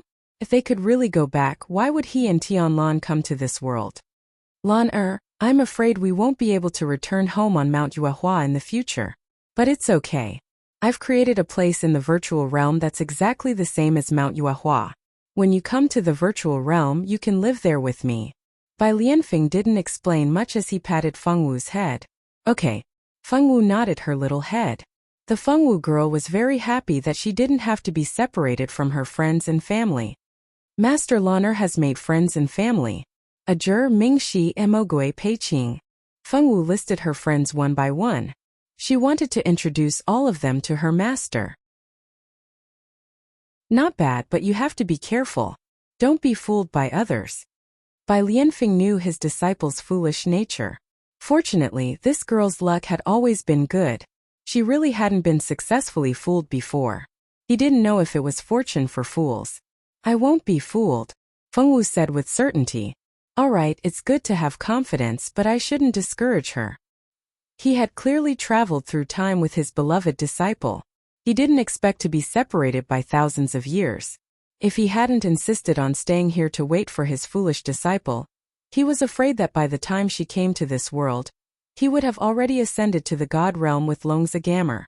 Fortunately, he had set up this seemingly perfunctory test to accept a disciple. He knew that the only person who could answer his 5 questions was his disciple Tianlan. For thousands of years, so many people had come to challenge the test, but Tianlan had never appeared. Fortunately, his wait wasn't in vain. He finally met this foolish girl. Chapter 234. Seeing his disciple that he had been waiting for, Bai Lianfeng was in a good mood. At the same time, he was curious about what had happened to his beloved disciple. Tell master, what have you experienced since you came to this world? You haven't been bullied, have you? Fengwu looked at Bai Lianfeng and told him everything that had happened since she came to this world. Fengwu had never been a person with a talent for telling stories. When she talked about what she had experienced, she did not have any feelings at all. It was just the most ordinary narration. Bai Lianfeng listened to Fengwu's story. He had gone from the initial shock to the current calmness. He had never thought that his young disciple would already have a child. It seemed that when this child transmigrated, she was already giving birth. What kind of luck was this? Thinking about himself, when he transmigrated, he had directly become a baby and was born in a small noble family. Fortunately, he did not transmigrate as a son of a concubine. Although his background was not very high, he was still the only young master of the direct line of descent in that small family. Because he was the only heir of the family, he had never suffered any hardship since he was young. With the experience of his previous life, cultivation was simply too simple. Thinking about his own life, and then thinking about what Fengwu had encountered after transmigrating, Bai Lianfeng cast a pitiful look at his disciple. This girl's luck was too bad, she was really pitiful. If there's a chance, Master really wants to see your cheap son. Unfortunately, Master can't leave the ethereal realm right now. After Master leaves here, I'll go see your son. With Bai Lianfeng's strength, if he wanted to leave the ethereal realm, he could do so at any time. After leaving, he would just have to find materials to rebuild his body. In that great battle, his body had already been destroyed. If he wanted to rebuild his body, the materials he needed were very difficult to find. Moreover, they were abnormally precious. Now that he had found his beloved disciple, he could just let Xiao Lan'er work a little harder and help her beloved master find the materials to rebuild his body. Bai Lianfeng confidently thought about how to enslave his little disciple, to help him find the materials to rebuild his body in the future. The Fengwu girl still didn't know that a certain unscrupulous master had begun to miss her. She was still immersed in the joy of finding her master. "Master, why are we here?" Fengwu was not a fool, but she rarely forced herself to think about things that she did not know the answer to. Inexplicably coming to such a strange world, anyone would doubt the reason why they suddenly came here. Fengwu girl certainly had doubts, but she couldn't figure it out, so she didn't think about it. Now she met her master. In Fengwu's mind, her master was the smartest and most powerful person in the world. She had long been used to asking her master for answers to things she didn't understand. "Xiaowu, this is a long story. Let master tell you slowly." Bai Lianfeng sighed. Thinking of the reason why the master and disciple had crossed over, he also wanted to sigh. In fact, it was very dangerous at the time. If he hadn't taken Xiaowu away in time, it was likely that the master and disciple wouldn't have been able to survive until now. They would have been annihilated along with the dimension. The world that Bai Lianfeng and Fengwu lived in was called the Little Dust World. In this Little Dust World, there were many mortals and cultivators. The lifespan of mortals was no more than 100 years. Those who could live to 100 years were considered long-lived people. But cultivators were different. They cultivated internal strength. Internal strength was divided into 12 layers. Legend has it that once one's internal strength surpassed 12 layers, they could reach the legendary Xiantian realm. In the Little Dust World, there were naturally Xiantian masters. Bai Lianfeng's previous cultivation was the Xiantian realm.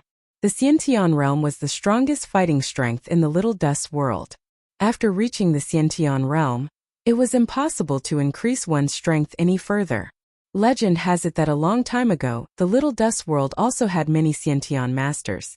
But unfortunately, one day, someone in the Little Dust World offended a disciple of a big clan in the Great Thousand World. That big clan sent a peerless master to change the heavenly Tao of the Little Dust World. Since then, no Xiantian masters had appeared in the Little Dust World. Bai Lianfeng was a genius. His talent was the most heaven-defying in the Little Dust World in the last 10,000 years. With such heaven-defying talent, why would he want to be trapped in the Xiantian realm forever? He began to travel the world and explored many dangerous places and secret realms. In the end, he finally found a way to continue to increase his strength. And that was to jump out of this world. Only by jumping out of this world could he continue to explore a higher realm. Bai Lianfeng searched for a long time and finally found a way to leave the Little Dust World. That method was to find the World Stone of the Little Dust World. Every Little Dust World had a World Stone. This World Stone was the heart of the world. As long as he found the World Stone, he could use the power of the World Stone to leave the Little Dust World. But where was the World Stone of the Little Dust World? He kept searching and learning the art of divination. Finally, he found a way to find the World Stone. The World Stone of the Little Dust World was the purest energy in the world. It did not accept any impure humans near it. In this aspect, it was very similar to the pure sword. Bai Lianfeng calculated that it was impossible to obtain the World Stone with his own strength. So, he used his own divination art to calculate the location of the person who could obtain the World Stone. He didn't expect that person to be a baby. That child was naturally the former Tianlan. In order to obtain the World Stone, Bai Lianfeng adopted the abandoned Tianlan. Tianlan was a girl with a pure mind without any distracting thoughts. It was probably because of this trait that she learned everything very quickly. She was also very loved by animals and plants. Bai Lianfeng adopted Tianlan. In the beginning, perhaps he didn't have a goal. But after many years of being together, he had already raised Tianlan as his own child. He used his own methods to teach Tianlan many things. When Tianlan grew up, Bai Lianfeng brought Tianlan to a place. Tianlan did not spend any effort and obtained the World Stone that no one could obtain. After obtaining the World Stone, Bai Lianfeng used the World Stone's power to set up a heaven-defying great formation. He forcefully opened a passage to another world. Of course, when he left, he did not forget to bring Tianlan along.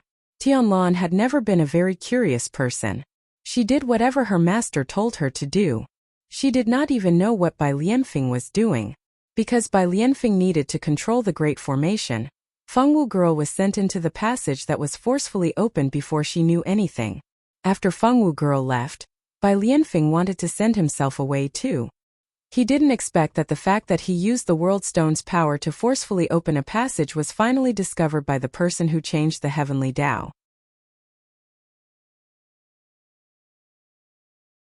Chapter 235. Bai Lianfeng did not see who that person was. She only saw a hand descending from the sky, and she even heard someone call him an ant that overestimated himself. The little dust world immediately crumbled. Lightning flashed and thunder rumbled. Countless cracks appeared in the sky, and the entire Mount Yuehua on the ground began to collapse. The little dust world was suddenly filled with wails, and countless creatures lost their lives in this disaster. As for Bai Lianfeng, his luck was pretty good. He managed to escape from the Little Chun world at the last moment. Whether the Little Chun world was completely destroyed or not, Bai Lianfeng didn't know. When he regained consciousness, he had already turned into a newborn brat. After passing through the world membrane of Little Dust World, he arrived at the Greater Thousand World. This world had a very complete heavenly Tao law. The people here were much stronger than Little Dust World, but the cultivation system was completely different. Bai Lianfeng began his cultivation path. He became stronger step by step.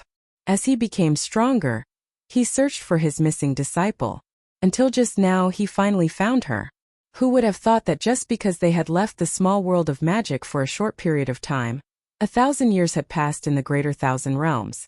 Moreover, both of their bodies were destroyed when they passed through the world membrane. The master and disciple were lucky enough to be reborn. After listening to Bai Lianfeng's story, Fengwu was silent for a long time. It seemed like she was digesting this information. Bai Lianfeng looked at his little disciple. He hadn't seen her for so many years, but she was still so silly. So that's how I came to be. Fengwu nodded. She didn't feel sad because Little Dust World might be destroyed. She also didn't feel sad because her master only took her in to use her. The master and disciple had been together for so many years.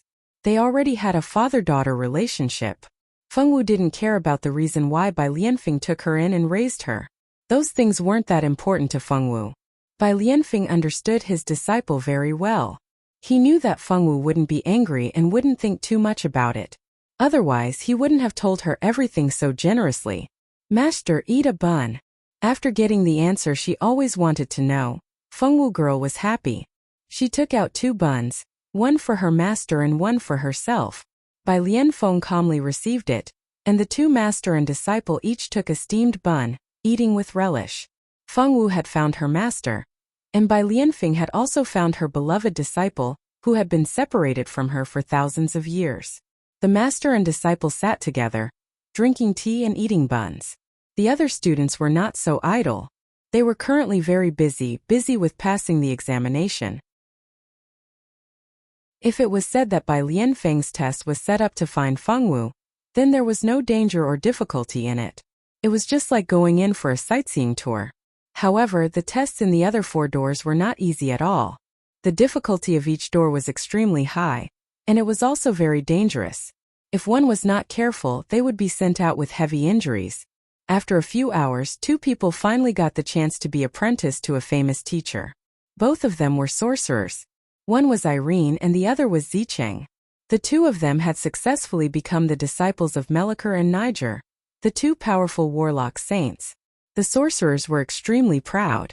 Although the swordmasters were also angry, they still had Fengwu on their side, who was even more powerful, so they could handle the situation.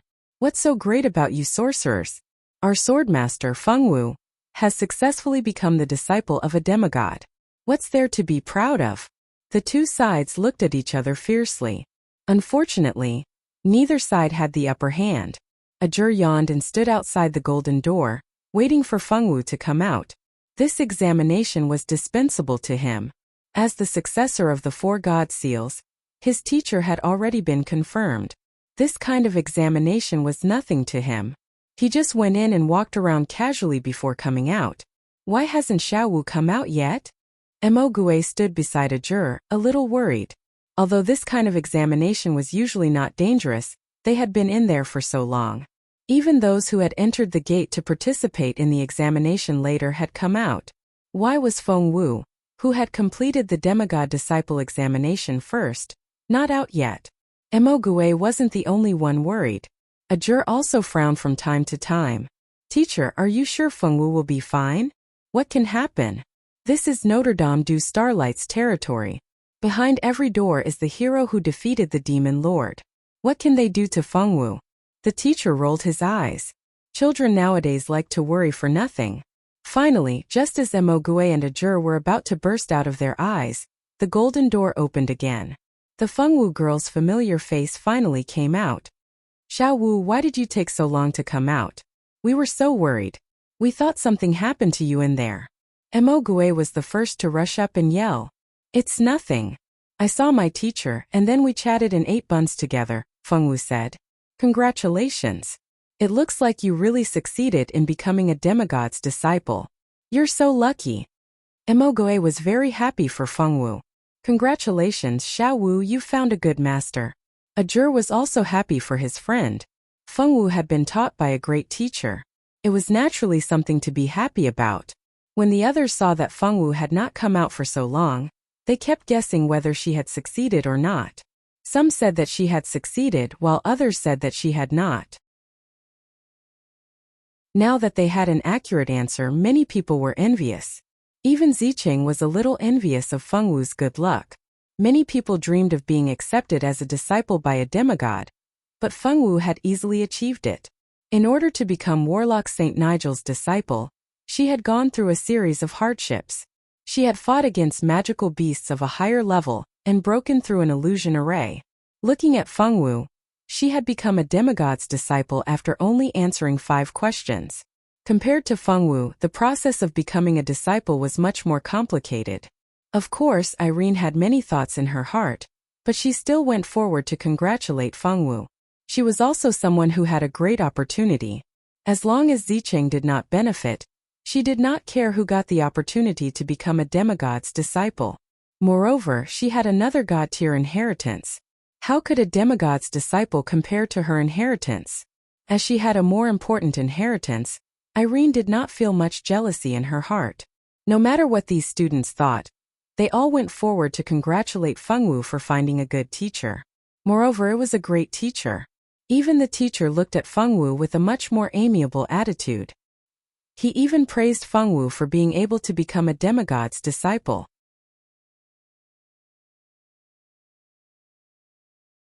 Chapter 236.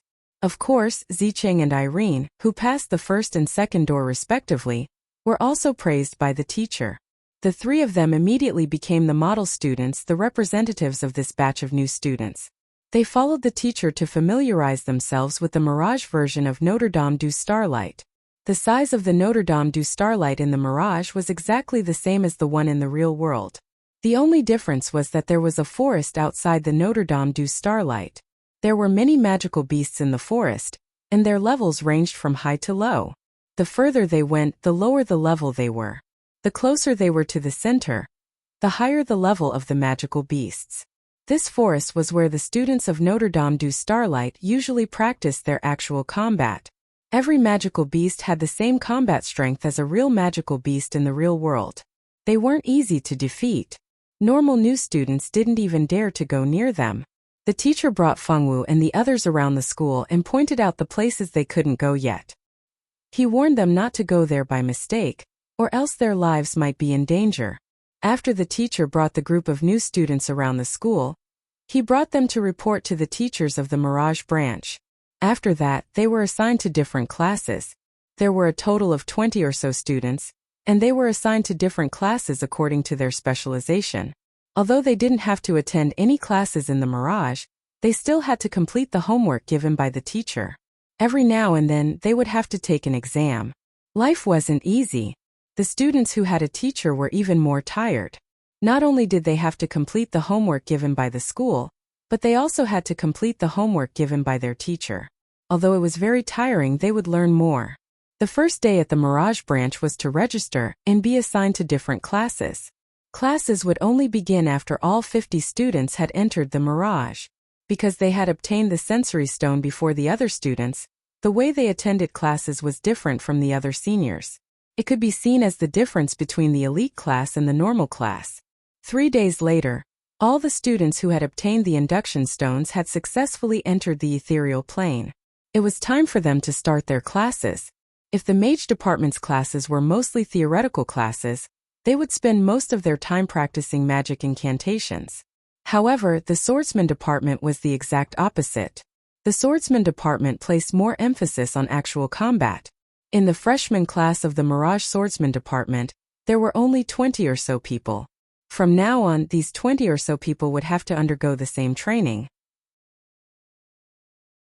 None of the Notre Dame du Starlight students were weak, because the weak had already been eliminated.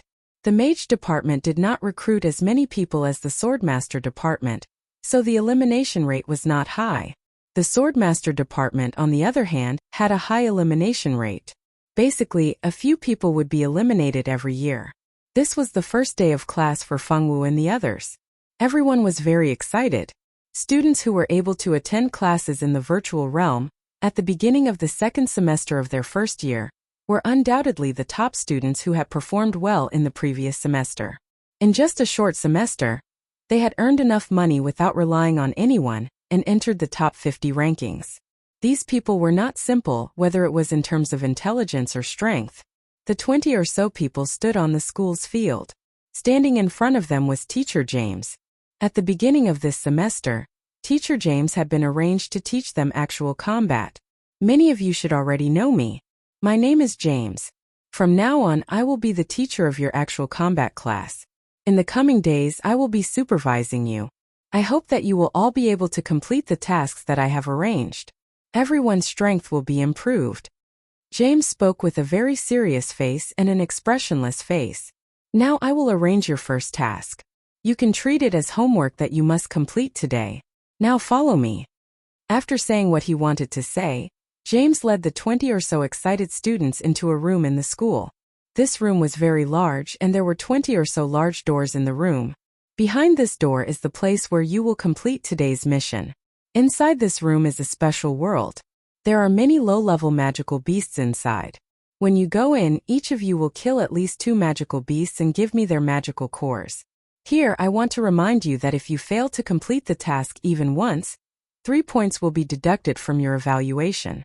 If your evaluation score is less than 60 points, you will immediately be expelled from the school. You will not have the opportunity to retake the exam. So, you had best be careful with every task that I give you. The students who had thought that it was just an ordinary task, and that they would be scolded by the teacher if they couldn't complete it, all changed their expressions. Everyone began to treat this task seriously. Teacher, since points will be deducted, can we also get bonus points? Mo Gue raised his hand impatiently. James nodded approvingly. That's right, there is indeed a point system.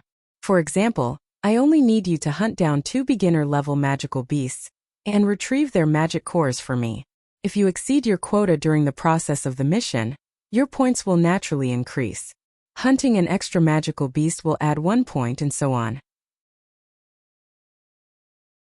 The maximum bonus points for each task will not exceed 3 points.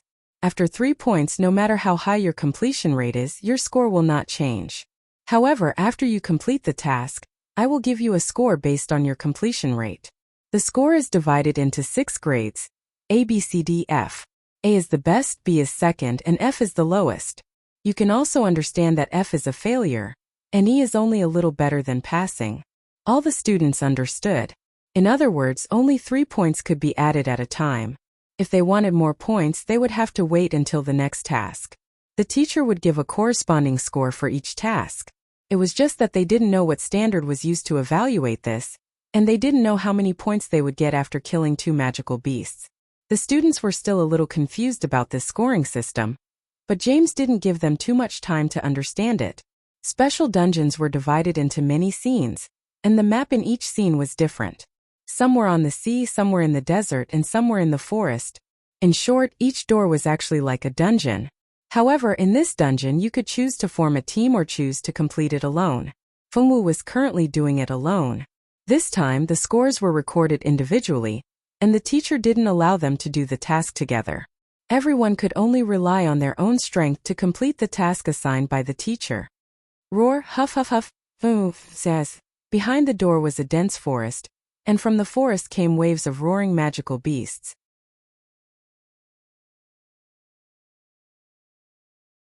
Chapter 237. More than 20 people didn't even have a chance to speak before they were thrown in by James. The magical beasts in this world were only at the beginner level. Although beginner magical beasts weren't considered strong, they were already considered very strong for a bunch of newbies who had just entered the academy not long ago. At the very least, with their current strength, it would be difficult for them to defeat one alone, let alone kill two. Some of the 20 or so people were frowning, while others were full of confidence. Everyone work hard. I'll go in first. A muscular male swordsman with a long sword in his hand was the first to enter the forest. I'll go first. A female swordsman followed. The two of them walked in without a change in expression, and the others also went into action. Xiao Wu, be careful. Good luck. Emogui moved closer to Feng Wu and cheered her on.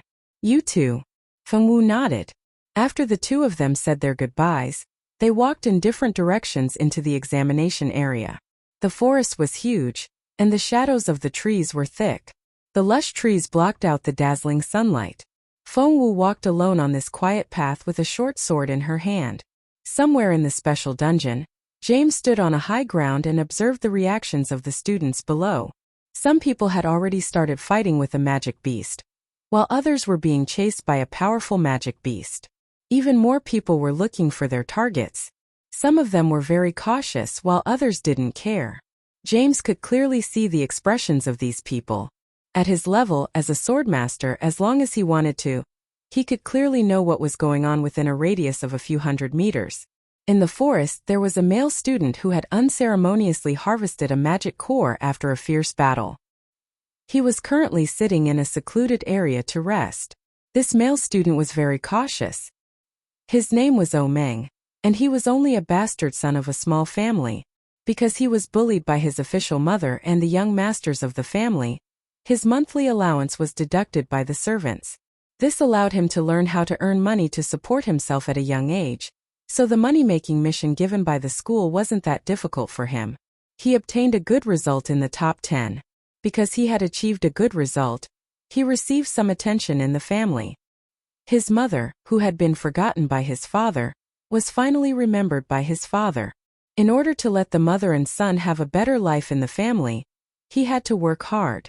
He couldn't fail. This time and every mission in the future he had to succeed. He couldn't fail. He wouldn't give his official mother any chance to hurt his mother and himself. Phew. He carefully tore a piece of cloth from his clothes and used it to bandage his wound. The ethereal plane was very realistic, so he would still bleed and feel pain when he was injured. He had to find a doctor or find some medicine to completely heal his wound. In his current situation, it was impossible for him to find a doctor to treat him. He also did not know which medicine could treat the injury. In desperation, he could only do some simple bandaging to prevent his wound from bleeding too much. He still had to kill a magical beast to complete the mission. Before the mission was completed, he couldn't fall down because of his injuries. Omeng carefully hid himself in a tree hole. At this time, footsteps sounded. Omeng didn't go out. He didn't know if the person coming was malicious or not, so he didn't want to take any risks. The footsteps were getting closer and closer, and from the sound he could tell that someone was running crazily. Sure enough, when the owner of the footsteps entered Omeng's line of sight, Omeng saw a beautiful girl. The girl held a sword in her hand and looked back from time to time. Her eyes were full of panic.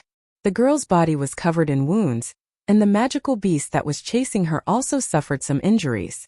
It seemed that the two of them went through a fierce battle, but the girl lost in the end and had no choice but to escape. However, the magical beast that was angered by her didn't intend to let her go. Omeng didn't go out. His teacher had already said that this was a personal battle, not a group battle. He didn't need to go out to save the girl. He chose to watch coldly. If nothing unexpected happened, the girl was likely to die under the claws of the magical beast and be teleported out. Dying in a special instance wouldn't force you to leave the virtual world. You would only be teleported out of the special instance. The girl ran crazily forward. Fortunately, when she thought she was going to die, A figure appeared in front of her. It was a black-haired girl, and among the students of the Swordmaster department, she was also a famous person. She was the only girl who had become a demigod's disciple. She was the object of envy of all the students of the Swordmaster department. Fengwu, save me. The girl seemed to have seen hope and crazily rushed towards Fengwu. In this short period of time, Fengwu had successfully hunted down a magical beast, and was now looking for the second one. Fengwu didn't think that the second one would appear so soon. As for the girl who had asked her for help, Fengwu didn't have time to look at her now. The girl rushed towards Fengwu, and Fengwu also raised her sword to meet her. Under the girl's astonished gaze, the magical beast that had been chasing her was easily killed by Fengwu in 2 moves. Not only the girl but even Omeng, who was hiding in the tree hole, was shocked. He sighed in his heart. No wonder she could become a demigod's disciple. She was indeed strong. After killing the magical beast, Fengwu directly took the magical beast's magic core. The girl who had asked Fengwu for help panted and walked in front of Fengwu. Her eyes were fixed on the magic core in Fengwu's hand. Fengwu, thank you for helping me take out the magic core. The girl raised a friendly smile and stretched out her hand, wanting to take the magic core for herself. In her mind, she was the one who had encountered the magical beast first, and Fengwu had been able to kill it so easily because she had beaten it half to death. Therefore, the magic core should belong to her. When she thought of this, she didn't think that if Fengwu hadn't appeared to save her, she wouldn't even be in the dungeon now, let alone the magic core. The girl was full of confidence that Fengwu would be too embarrassed to refuse to give it to her. Unfortunately, Fengwu didn't do as she thought. Fengwu kept the magic core in her space ring and didn't respond to the girl's words. Fengwu, what do you mean? Don't think that you can look down on ordinary students like us just because you are a demigod's disciple. That's the magic core I fought so hard for. You have to return it to me. The girl didn't care about her injuries and shouted at Fengwu. Omeng, who had been hiding and watching the whole process, only had one thought. It was really hard to be a good person. It was very likely that kindness would be repaid with enmity. Fortunately, he didn't act like a hero to save the damsel in distress. Chapter 238. Fengwu girl blinked her eyes and looked at the girl who was glaring at her with a face full of hatred. Who was this person? Fengwu girl tilted her head in confusion. Master said that there was no need to pay attention to this kind of strange person. It was better for her to just ignore her. Thus, after the Fengwu girl glanced at the girl who was baring her fangs and brandishing her claws, she turned around and left without saying a word. Stop right there. Give me back the magic core. The girl angrily chased after her. The two of them left one after the other and soon disappeared. Omeng, who had watched the drama, sighed silently. If it was him, he would definitely slap that girl twice. This kind of person needed to be beaten up to vent his anger. After resting for a while and adjusting his state, Omeng quietly left along another path. Yilin quietly hid from the servants and secretly returned to her room. Just as she let out a sigh of relief, she saw her mother, Feng Tianjiao, suddenly push the door open and enter, giving Yilin a fright. Mother, what are you doing? You didn't even let the servants report when you came in. You scared me. Yilin complained with dissatisfaction. Feng Tianjiao let her personal maid lead the others out. The maid who left helped the two close the door. In an instant, only Feng Tianjiao and Yilin were left in the large room. Speak, where did you go? Feng Tianjiao's gaze swept over. That gaze seemed to be able to see through people, making Yilin uncomfortable. Where could I have gone? Didn't I just go out for a walk? Yilin's eyes drifted, not daring to look at Feng Tianjiao. Yilin had always had a temper that refused to admit defeat. Since she was young, besides being afraid of grandfather Feng and Feng Tianxing, she was most afraid of her mother, Feng Tianjiao. Others thought that her mother, Feng Tianjiao, was a willful and unruly woman with no brains. Only her children knew that her mother, Feng Tianjiao, wasn't a simple woman. The reason why her mother became like this in the eyes of others was because of her grandfather and uncle. Going out for a walk? When did you become so familiar with Qiuruoshui? Feng Tianjiao pretended to ask casually. What Qiuruoshui? Daughter doesn't know what mother is talking about. Yilin feigned ignorance. She couldn't admit that she had a relationship with Qiu Ruoshui. With her mother's temper, if she admitted it, she wouldn't be able to get anything good out of it. You don't know what I'm talking about? Haha, Linner, I gave birth to you. How could mother not know your personality? Mother knows that you've always been secretly interested in Qiu Ruobai, which is why you approached Qiu Ruoshui. You want to become the mistress of the Qiu family one day. Mother is right. Originally, there were some things that Feng Tianyao did not intend to get involved in. However, Yilin had clearly crossed the line. If she, as her mother, did not stop her, she was afraid that Yilin's future would be ruined by Qiu Ruoshui. Suddenly hearing Feng Tianjiao speak out her plan so straightforwardly, Yilin felt embarrassed and immediately denied, "No, mother, don't listen to other people's nonsense." "I don't think so." Bang!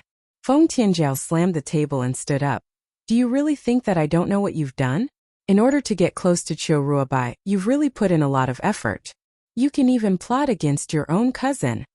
Yilin's little face turned pale with fright. She didn't expect that her mother would know what she had done. "Mother, how do you know this?" "Girl, ever since Fengwu came back, you've been restless. After a few days, you mysteriously went to meet someone. Mother was afraid that you'd do something stupid, so I sent someone to investigate your recent whereabouts. Who knew that if I didn't investigate, I wouldn't have known. After investigating, I really found something incredible. Girl, you're really bold. You actually dared to work with Qiu Ruoshui to plot against your own cousin." Feng Tianjiao was so angry that she slammed the table again. Her whole body was so angry that her chest kept heaving up and down. Seeing that she couldn't hide it any longer, Yilin couldn't be bothered to keep up the pretense. She went straight to the point. "Fine. I'll admit it. Together with Feng Tianxing, I tricked Fengwu into eating a cake with pearl powder and gave her some dragon tea on Daughter's Day. But she's fine, isn't she? I really don't understand why she's fine. Clearly, dragon flower tea and pearl powder will cause people to have strong hallucinations when eaten together. But she's fine. Ruoshui and I've wasted our efforts." That day, she invited Fengwu to celebrate Daughter's Day with her. In fact, she wanted to plot against her. Even the desserts on the table that day were arranged by Qiu Ruobing. Her task was to bring Fengwu to that table. Everything went smoothly. Fengwu also ate their desserts with added ingredients and she ate a lot. Unfortunately, she ate so much but it didn't work at all. They originally planned to make Fengwu have strong hallucinations and finally lose face in front of the Empress and all the noble children. Especially on that day, the distinguished guests of the Silver Moon Ancient Kingdom would come. That was the best opportunity to deal with Fengwu. Although Yilin didn't like Fengwu, she didn't want to kill her. If Qiu Ruoshui hadn't promised that if she succeeded, she would often take her to the Qiu family to play, and let her have a chance to get along with Qiu Ruobai. Who knew that things went so smoothly, but in the end it didn't develop as she expected. Qiu Ruoshui and Yilin didn't know that Fengwu was the owner of the pure sword. The pure sword was the purest weapon in the world. Once the filthy and sinister things approached Fengwu, they would be purified by the pure sword. Although those desserts and tea were eaten by Fengwu, the pure sword would purify them immediately. In this way, it was impossible to hurt Fengwu.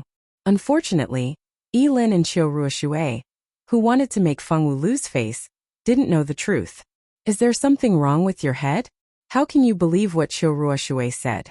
She just wants to use you to deal with Fengwu. I swear, if Fengwu is really plotted against, the king and the empress will only find you. In the end, the unlucky one won't be the daughter of the Qiu family." Feng Tianjiao poked her forehead with her finger. She really didn't understand how she, Feng Tianjiao, could give birth to such a heartless child. She didn't have any plans at all. She was used by others but still helped them count money. No way, Ruoshui said that she would only clean up the mess. She would never let anyone find out that it was us who did it. Yilin said with some disbelief. She didn't want to believe it and didn't dare to believe it. If she believed it, wouldn't it prove that she had been fooled like a fool? People were like this. They would only believe what they wanted to believe. Chapter 239. Feng Tianjiao coldly snorted. "I think they really did clean up their tail and swept it to your side. When someone investigates, you'll be a ready-made scapegoat. At that time, your reputation will be ruined and our Feng family, and Yi family's reputations will be ruined. As the older cousin, you poisoned your own younger cousin. Once this matter comes out, the unlucky ones will be our two families while nothing will happen to the Cho family. They really have a good plan. Hearing Feng Tianjiao's analysis, Yilin felt unwell. She didn't want to admit that she was being used. No, that won't happen. Ruoshui and I agreed that as long as I help her this time, she will help me pursue Brother Ruobai. Yilin said excitedly. Help you pursue Cho Ruobai? Do you think that's possible? Think about how the Cho family's two sisters looked at you before. With their arrogant temperament, how could they take a fancy to you? Dream on. The angrier she got, the more her finger poked Yilin's forehead a few more times. Yilin took a step back in pain and covered her forehead with red eyes. But they clearly promised me. The Cho family is a large aristocratic family, and Cho Ruoshui is the daughter of the first wife. She can't be lying to me. She whispered. What, you still don't believe me? Let me ask you, when you went out to see Cho Ruoshui, did she say when she would take you to her house to see her brother? She didn't, right? She didn't even mention this matter. Feng Tianjiao said with certainty. Yilin nodded weakly. She asked me out and asked me why Fengwu wasn't drugged. She asked me if I had done something. She threw a tantrum at me and left. I saw that she was so angry at this time, so I didn't dare to mention Brother Ruobai. Humph, now you understand. From the beginning to the end, she used a promise she didn't want to fulfill to bait a fool like you into doing things for her. Then what do we do? Cho Ruoshui is too hateful. Mom, we can't just let it go. We have to make her give me an explanation. Yilin was so angry that she cried. She only wanted to marry a good man and live a good life. Why did she give her hope only to discover that it was all a lie? The more Yilin thought about it, the sadder she became. She threw herself onto the table and sobbed. Don't cry. Cho Ruoshui dared to treat my daughter like this. I, Feng Tianjiao, am not someone to be trifled with. I will definitely make her pay the price. A sharp light flashed in Feng Tianjiao's eyes. Cho Ruobai, don't think about it anymore. With their family's background, it's impossible for them to marry you. Even if your uncle is the head of the Feng family, it's useless. Moreover, Madame Cho has always harbored resentment towards our Feng family. As long as they are related to the Feng family, she will not let Cho Ruobai marry them. That concubine's daughter, Feng Ting, wholeheartedly wants to get into the Cho family through Cho Ruoshui. She wants to marry Cho Ruobai so much that she's going crazy. Little does she know that Madame Cho will not allow any of the Feng family's daughters to become her daughter-in-law. Others might not know about the knot in Madame Cho's heart, but Feng Tianjiao was very clear about it. This was the first time Yilin had heard that Lady Cho actually had a grudge against the Feng family. This shocked her because she had never heard anyone mention this before. What's going on? Why would Madame Cho have a grudge against the Feng family? This matter, I'll have to start from your uncle's marriage. Feng Tianjiao told Yilin about how the Feng family had initially wanted Madame Cho to be their daughter-in-law. Later, the current Madame Lan beat her to it and became engaged with Feng Tianxing. Then, Madame Cho married into the Cho family. So Madame Cho and the Feng family have such a grudge. This was the first time Yilin had heard about this matter. If she had known about this earlier, she would not have cooperated with Cho Ruoshui. Mom, why didn't you tell me earlier? If you had told me earlier, I would not have agreed to help Cho Ruoshui no matter what, Yilin complained. You still dare to complain to me? How would I know that you didn't like any other boy and instead took a fancy to Cho Ruobai? If she had known, she would have told her daughter first. Since you already know about this matter, stay away from the Cho family in the future. Don't be so stupid and let others use you. Fortunately, nothing happened to Fengwu that day.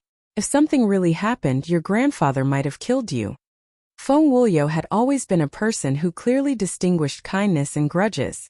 Moreover, he was very stubborn. If the matter of Yilin poisoning Fengwu really happened, it would be natural for Feng Wuliu to clean up the family. Hearing Feng Tianjiao's words, Yilin was really scared. Her stern grandfather had always been the person she was most afraid of. She did not doubt that if this matter was exposed, there was more than a 50% chance that her grandfather would directly kill her. The more she thought about it, the more scared she became. The more she resented Cho Ruoshui and her sister.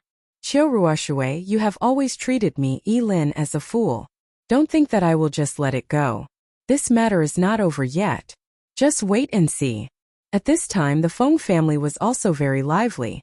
Today Master Feng announced a big matter. Feng Tianqing was hired by the Notre Dame du Starlight to be a teacher, and Feng Yanran would also go with him. Because Feng Tianqing sacrificed 20 years of his youth to protect the peace of the human world, Feng Yanran received the opportunity to enter the school without taking the exam. 2 days later, Feng Tianqing and Feng Yanran, this pair of mother and daughter, would leave the Feng family. Everyone in the Feng family congratulated Feng Tianqing and Feng Yanran, but Feng Ting was very uncomfortable in her heart. She was a young miss of an aristocratic family, and did not need to study at the Notre Dame du Starlight like other people. In her family, there were many opportunities to learn those profound sword skills. If it was just studying at the Notre Dame du Starlight, it would not be a big deal. However, Feng Yanran was exempted from the exam. This quota could only be obtained by a family that had made outstanding contributions to the human world. It represented a kind of honor. And those who had this quota would specially send an instructor to guide them as soon as they arrived at the school. They would also have priority to choose the inheritance in the mirage. It could be said that Feng Yanran would definitely become very famous. In the past, those who had obtained this exemption would at least be a demon swordsman or an epic archmage no matter how bad they were. This quota represented future achievements. How could Feng Ting not be jealous? She had to work harder. It seemed that she had to go to the mirage more often. She had to find a good inheritance. The important inheritance of the Feng family would not be passed down to the daughter. Only Feng Juntian, the future head of the family, could inherit it. If she wanted to obtain great strength, she had to think of a way. Ting, what's wrong? Are you in a bad mood? Etian poured a cup of tea for Feng Ting. Today, the two of them had agreed to watch a musical, but sitting in the private room, Feng Ting was clearly a little absent-minded. Therefore, Etian asked her worriedly if she was in a bad mood. Chapter 240. It's nothing. It's just that in 2 days, little aunt and little sister Yanran will go to Notre Dame du Starlight. I'm a bit reluctant to part with little sister Yanran. Of course, Feng Ting couldn't tell the truth, so she just gave a random reason. Etian always thought that Feng Ting was a very kind girl, so he naturally believed her words. He frowned slightly and wanted to say something but stopped. He seemed to be in a difficult position. Ting, you should stay away from Feng Yanran in the future. Don't get too close to Aunt Tianxing either. It's not good for you to interact too much with them. Why do you all say that? Last time, Elin also told me to stay away from them. Now you're saying the same thing. Big brother Etian, are you hiding something from me? Feng Ting looked at Etian suspiciously. Etian was so anxious that he scratched his head. He promised his mother that he wouldn't say anything outside, but he didn't want to hide it from Ting. What should he do? Big brother Etian, if you know something, can you tell me? I promise I won't tell a third person. Ever since Elin said those words that day, she had always felt that something was wrong, but she couldn't figure out what was wrong. Originally, she didn't think too much about it because she couldn't figure it out, but today she heard Etian say the same thing again. This was very problematic. Did Big Aunt really know some secrets of the Feng family? That's why she warned her children so much. She was suspicious and made up her mind to find out this secret from Etian, this idiot. Etian was still a bit hesitant. He didn't know if he should tell Feng Ting. Looking at Feng Ting's pleading eyes, Etian couldn't bear to reject the girl he liked. Ting, what I told you today, don't mention it to anyone else after you leave this room. Otherwise it won't be good for you. Even uncle and grandfather will be angry at you. Although he had already decided to tell Feng Ting some of the truth, for Feng Ting's future in the Feng family, there were some things he had to remind her of. Although Etian was impulsive and wasn't as smart as his brother, he was very good to the person he liked. All these years he had been thinking about Feng Ting. Unfortunately, Feng Ting was too proud and wanted to marry into a big family. She wouldn't consider a small family like the Yi family. Tell me, I promise I won't tell anyone. Feng Ting was more curious. What secret was it that it involved her father and grandfather? It all started when my mother was young. In Etian's narration, Feng Ting heard a secret from 30 years ago. 30 years ago, the mistress of the Feng family was still Feng Wuliu's wife, Li Ruo. Li Ruo wasn't an ordinary woman. On the surface, she was only a legitimate daughter of a middle-class family, but in reality, she was an astrologer. She could predict the future through the trajectory of the stars. Although she could only predict the future related to herself and her family, this ability was already very impressive. Li Ruo was a smart woman. She had been hiding her strength. In everyone's eyes, she was just a very ordinary noble girl. Even when they heard that she was married to Feng Wuliu, she didn't use her strength to divine the future for the Feng family. Because Li Ruo carefully hid it, no one in the Feng family discovered Li Ruo's identity as an astrologer. It wasn't until the 3 children gradually grew up that things changed. 30 years ago, the 3 siblings of the Feng family were still very young. Feng Tianqing was only 15 years old, Feng Tianjiao was 12 years old, and Feng Tianqing was only 10 years old. Among the 3 siblings, it was probably because the youngest sister, Feng Tianqing, wasn't so favored by their mother. Feng Tianqing's personality was more favored by Feng Wuliu and Feng Tianqing, so Feng Tianqing and Feng Tianqing's relationship was better than Feng Tianjiao's. Even Feng Wuliu felt more heartache for this youngest daughter, who wasn't favored by her mother. For some unknown reason, as Li Ruo's daughter, Li Ruo liked Feng Tianjiao more. She doted on Feng Tianjiao a lot, which resulted in her unruly and willful personality. The Feng family didn't understand why Li Ruo liked Feng Tianjiao so much. A normal family would feel more heartache for their youngest daughter. Unfortunately, the Feng family would never understand the answer to this question. As the children grew up, Li Ruo's body became worse and worse. Every astrologer had a short lifespan because they knew the future. Knowing the future required the exchange of life force. Feng Wuliu didn't know about this. He only thought that because Li Ruo's body was naturally weak and she forced herself to give birth to 3 children, her body became weaker and weaker. In order to save Li Ruo's life, Feng Wuliu brought his son, Feng Tianqing, to a secret realm to gain experience and search for a fruit that could restore life force. After Feng Wuliu and Feng Tianqing left, only the 3 of them were left in the family. Feng Tianjiao grew up in Li Ruo's hands. She had the deepest feelings for Li Ruo among the children. Ever since Li Ruo's body collapsed, Feng Tianjiao had been guarding Li Ruo. As for Feng Tianqing, because he wasn't favored by his biological mother, other than the routine greetings every day, he wouldn't ask for a rebuff and go up to her. On the 3rd day after Feng Wuliu and Feng Tianqing, there was a commotion in the starry sky that night. There was even a meteor shower that streaked across the sky. Li Ruo felt uneasy. This kind of uneasiness would only appear when her family's future was in danger. She carried out an astrological divination behind Feng Tianjiao's back.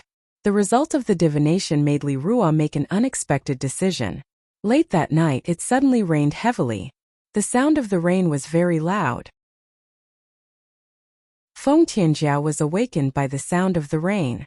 She ran to find Madame Li Ruo uneasily. However, she didn't expect that Li Ruo wasn't in the room. It was so late and Li Ruo's body was so weak. Where could she have gone? Feng Tianjiao searched anxiously. Finally, when she passed by Feng Tianqing's room, she heard some movement. She walked into Feng Tianqing's room. Originally, she just wanted to ask if Feng Tianqing had seen Madame Li Ruo. She didn't expect to see Madame Li Ruo holding a sharp dagger and chasing after Feng Tianqing. Her eyes were very firm and had a strong killing intent. Her mother actually wanted to kill her own daughter. This discovery caused Feng Tianjiao to be stunned. Originally, Li Ruo's strength was far superior to Feng Tianqing's. Unfortunately, her body was damaged too much. It wasn't enough for her to complete the task of killing Feng Tianqing. In order to not be killed by Madame Li Ruo, Feng Tianqing pushed Madame Li Ruo away and rushed into the heavy rain alone. At this time, Feng Tianjiao finally regained her senses. She rushed forward to help Madame Li Ruo up. After being pushed by Feng Tianqing, Madame Li Ruo's vitality disappeared even faster. "Mother, what's going on? Why are you doing this?" Feng Tianjiao really couldn't understand. No matter how kind her mother was, why would she want to kill her own daughter? Although she didn't like this daughter, the 12-year-old Feng Tianjiao cried like a tearful doll. She supported Madame Li Ruo and asked while crying. Chapter 241. She felt that her mother must have been sick to the point of losing her mind.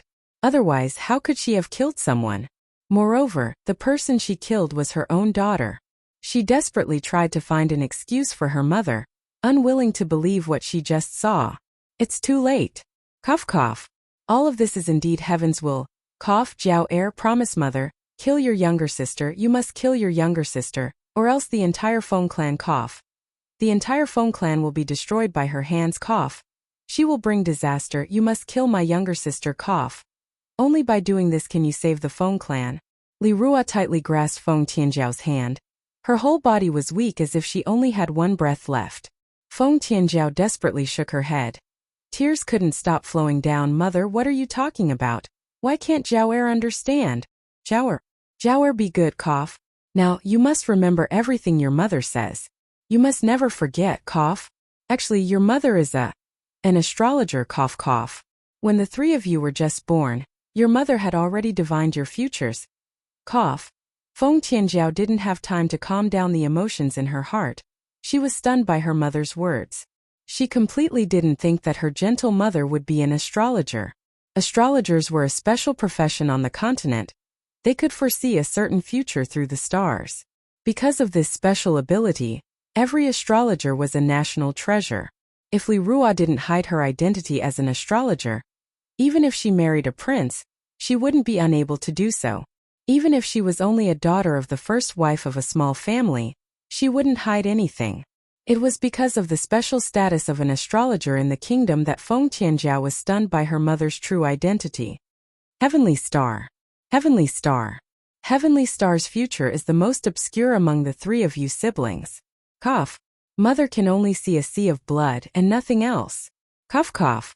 All these years, Mother has always had an ominous premonition, and could never bring herself to like Heavenly Star. Cough cough. Even if she is my daughter. Until tonight, because of the appearance of the meteor shower, I divine the stars again and finally let me discover cough cough. So the Heavenly Star is the Feng family's bane. She will harm the entire Feng family. Everyone in the Feng family will die cough. No one can live. Remember, you must kill Tianxing. Kill Tianxing. She will bring Mo Xing to our Feng family. Cough. The Feng family will be destroyed by her and Mo Xing. After saying this, Li Rua could no longer hold on. Her arm fell to the ground and she stopped breathing. Mom! Feng Tianjiao screamed shrilly. The outside world seemed to be isolated by the rain. Her screams were also drowned out by the rolling thunder and rain. After crying, Feng Tianjiao naturally thought of carrying out her mother's dying order. She wanted to kill Feng Tianxing. Since this was the last thing her mother wanted her to do, then she must do it no matter what. Unfortunately, before Feng Tianjiao could kill her sister, Feng Tianxing, Feng Wuliu and his son returned. It turned out that when Feng Wuliu left, he brought Li Rua's lifestone with him. After only 3 days, the lifestone became dimmer and dimmer. The light was about to disappear. The father and son immediately rushed back home. They didn't expect to see the two sisters fighting when they got home. Feng Tianxing's body was full of injuries. Although Feng Tianjiao was also injured, it was lighter than Feng Tianxing's. When Feng Tianjiao saw that her father and brother stopped her from killing Feng Tianjiao, she immediately told them what her mother said before she died. She didn't expect that Feng Wuliu and Feng Tianxing didn't believe her. Instead, they blamed her for wanting to kill her sister when Li Rua just died. They felt that she had let down Li Rua's years of love. Feng Tianxing also didn't know what was going on. Otherwise, with the fact that Li Rua wanted to kill her, the relationship between the two sisters would enter a freezing point. The father and son of the Feng family were more protective of their youngest daughter, Feng Tianxing. They also alienated Feng Tianjiao. Feng Tianjiao didn't give up because of the alienation of her family. Instead, her killing intent towards Feng Tianxing flourished. Feng Tianjiao loved Li Rua the most. In order to complete her mother's dying order, Feng Tianjiao planned to kill Li Rua several times. When Feng Wuliu found out, she didn't know how many times she was punished. She was almost beaten to death several times. After her injuries were healed, she still continued to assassinate Feng Tianxing. Later, in order to avoid Feng Tianjiao, Feng Tianxing took the initiative to go to the Blood Moon Forest to guard the boundary. Because of Feng Tianqing's concession, Feng Wuliu and his son felt even more sorry for Feng Tianqing. Their feelings towards Feng Tianjiao became even weaker. Especially after Feng Tianjiao insisted on marrying the son of a small family, the relationship between Feng Tianjiao and the rest of the Feng family almost broke through the freezing point. After so many years of contact, it was just a matter of face. This was also the reason why Feng Yanran, whom Feng Wuliu and Feng Tianqing doted on so much, had indifferent feelings towards the children of the Yi family. After listening to Feng Tianjiao's story, Yi Tian also spent a long time to digest it. Perhaps in the eyes of outsiders, Feng Tianjiao was very unreliable. But as her son, he knew that his mother, Feng Tianjiao, wasn't a simple woman. Moreover, his mother didn't regret marrying his father like what the outside world said. In fact, his mother and father's relationship was very good. The two were very loving. It was just that outsiders didn't believe it. They only thought that his mother wanted to save face and deliberately showed her happiness in front of outsiders. In fact, she lived a very hard life. His mother never explained the misunderstandings of the outside world. Even when she was in the Feng family, she deliberately took advantage of his uncle and aunt. He felt that the reason why his mother did this was to deliberately make things difficult for his uncle's family. After listening to Yi Tian's story, Feng Ting was a little dazed. She didn't know whether she should believe what Yi Tian said or not. Her grandmother was an astrologer, and there was a divination that in the future, Little Ant would bring the demon star to destroy the Feng family and kill everyone in the Feng family. This was simply too horrifying. She even suspected that it was because the relationship between Big Ant and Little Ant wasn't good to begin with, so she came up with this kind of plan to destroy Little Ant's reputation. But thinking about it, it didn't seem right. With her understanding of Yi Tian, if this was fake, Yi Tian would tell her the truth no matter what. She was still quite confident about her position in Yi Tian's heart. If the truth was really like what Aunt Tianjiao said, then would the future of the Feng family really be destroyed by Feng Tianqing? Until she left the theater, Feng Ting still didn't have a clue. 30 years had passed since that incident, and only Feng Tianjiao and Feng Tianqing were present at that time. It was impossible to find another person who could verify this matter. Chapter 242. Without being able to prove the truth of the matter, Feng Ting had no way of completely believing Feng Tianjiao's words.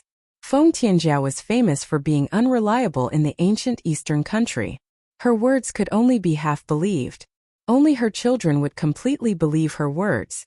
Although Feng Ting doubted the authenticity of Yi Tian's words, she didn't completely believe it. She still made up her mind to keep a certain distance from Feng Tianqing and her daughter. Completely cutting off contact with them wouldn't work. Even if she was willing, her family wouldn't agree. Not to mention how conflicted Feng Ting's heart was. Feng Wu and the others' assessment was about to come to an end. Feng Wu killed a magical beast with a slash of her sword and dug out its magic core. This was already the 5th magic core she had obtained, which meant that she had killed 5 magical beasts. These magical beasts were all monsters in special dungeons. They didn't have any consciousness at all. If they had any consciousness, Feng Wu wouldn't have been able to kill them. Feng Wu obtained 5 magic cores and returned to her room through the teleportation point. Other than the teacher, Feng Wu was the only one in the room. She was the first student to take the initiative to leave the dungeon. Mr. James saw Feng Wu coming out first and nodded. He was very pleased with her performance. Not long after Feng Wu came out, 2 more people came out of the dungeon one after another. Both of them had injuries on their bodies. It was obvious at a glance that they had experienced a fierce battle in the dungeon. One of the 2 was O Meng. When he saw that Feng Wu was the first to come out, he only glanced at Feng Wu indifferently and didn't pay attention to her anymore. In fact, he was very curious about the girl who was pestering Feng Wu. Although he really wanted to find out what happened to that weird girl, he gave up after thinking about it. He wasn't familiar with her. She had already become a demigod's disciple. If he approached her like this, she might think that he was trying to suck up to her. After another half an hour, the dungeon automatically closed due to time constraints. All the students who were still in the dungeon were forcibly teleported out. The students who were teleported out didn't look too good. Their clothes were torn and there were bloodstains on them. There was a girl whose face had been ugly ever since she was teleported out. When she saw Fengwu, she glared at Fengwu with venomous eyes. If one didn't know better, they would think that Fengwu had killed her entire family behind her back. Now I will announce the name list of those who have completed the mission. Everyone listen carefully. Those who have completed the mission this time, do not be arrogant. Those who did not do it, do not be discouraged. I hope that you will perform better next time. Now I announce the first place, Fengwu. She killed 5 monsters, so her evaluation score will be increased by 3 points. Second place, Pelt. He killed 4 monsters, so his evaluation score will be increased by 2 points. Third place, Ronald, Omen and Mogwai. They killed 3 monsters each, so their evaluation score will be increased by 1 point. Next, I will announce the name list of those who have completed the mission. Silder Joseph, Marissa, Addison, Alfred, Alvius Anson. James read out the names of 10 people in one breath. Originally, there were only 23 people who had entered the Mirage this time. Now, only 15 people had completed the mission. In other words, there were still 8 people who had not completed the mission. James did not punish these 8 people. Points would be deducted if they did not complete the mission. For these students, the deduction of points was already the most severe punishment. There was no point in punishing them further. James praised the 5 people who did the best. He also gave encouragement to those who did not complete the mission. Then, he announced the end of the class and asked the injured students to go to the school infirmary to be treated by the teachers. Treating injuries in the infirmary did not cost any money. Once they left the school and were injured outside, they would have to spend money to find a native doctor or a magician with healing abilities. It was much more convenient in the school. The school had set up a special infirmary. There were doctors on duty 24 hours a day. If they were injured, they could ask the doctors to treat them at any time. It was very convenient. After James announced the end of the class, he immediately left the room. The students looked at each other. Some of them took out medicine from their space slots to eat, while others struggled to stand up. They planned to find a doctor to treat their injuries. Fengwu was fine.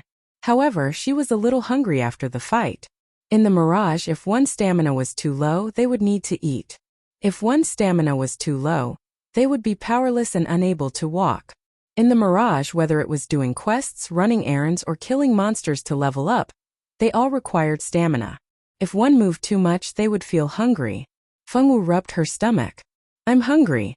I'll find my master to cook. Fengwu girl naturally wanted to find her master to cook for her. Just like when she was at Mount Yuehua, she would find her master whenever she was hungry. The food that the master and disciple ate was all prepared by Lianfeng. Fengwu had been a kitchen killer since she was young.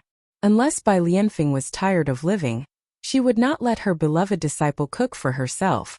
Fengwu's plan was very good. Unfortunately, before she could walk out of the door, she was stopped by someone. Stop. Don't think that you can bully people just because you're a demigod's disciple. I, Beverly, am not afraid of you. You despicable person, you snatched my magic core and still act so self-righteous.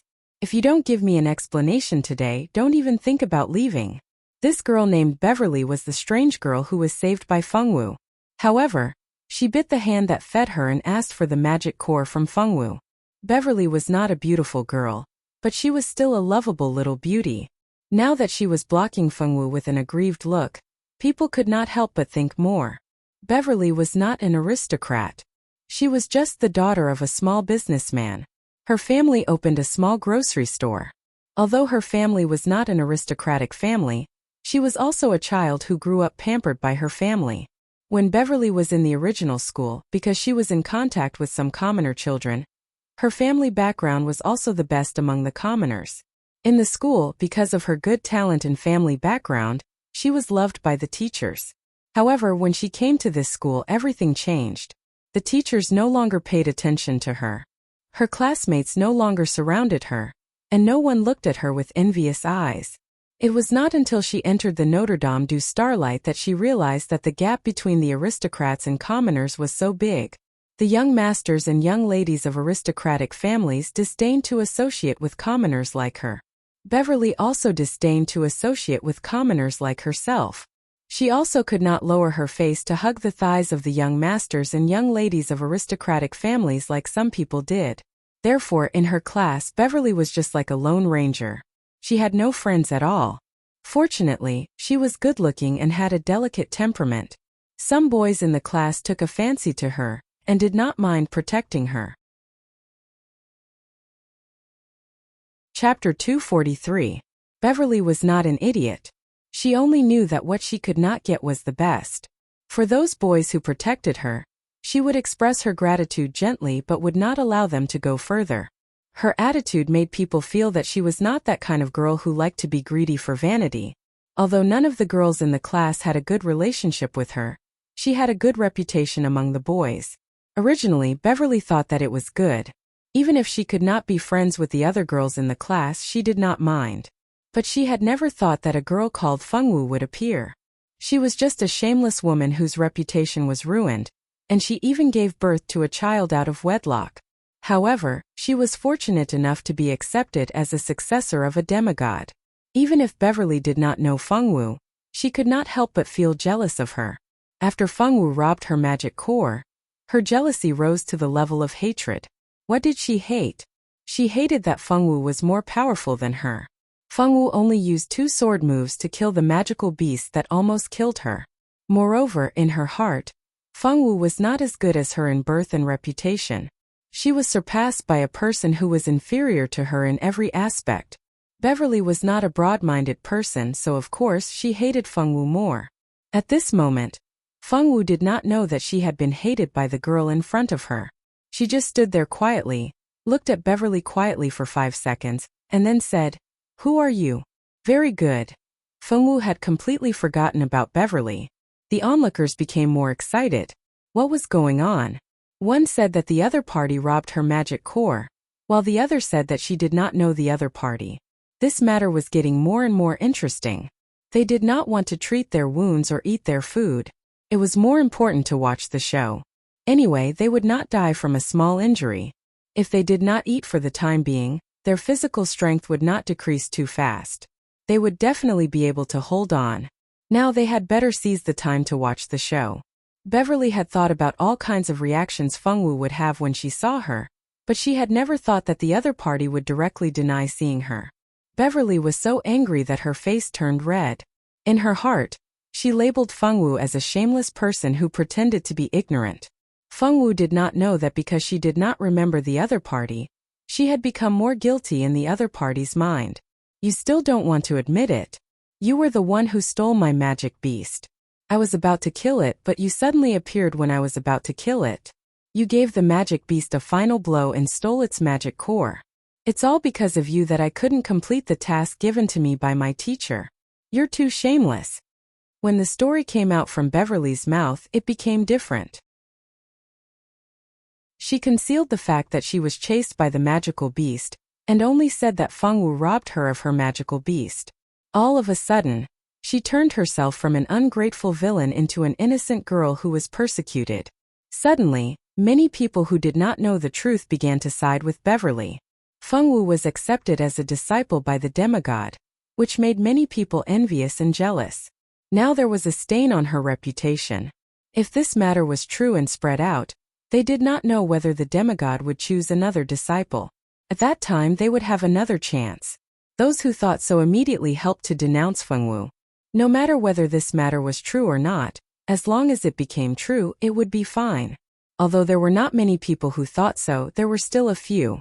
More people were purely watching the show and wanted to be a messenger of justice. This is your fault, Fengwu.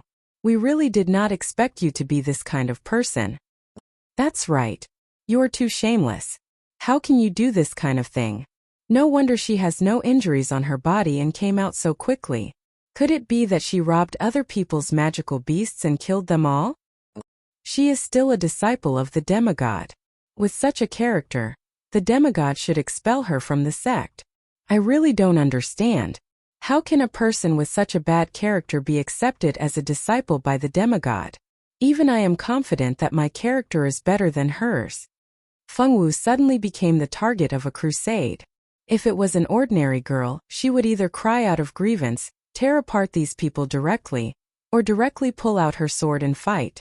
But Fengwu girl was not an ordinary girl.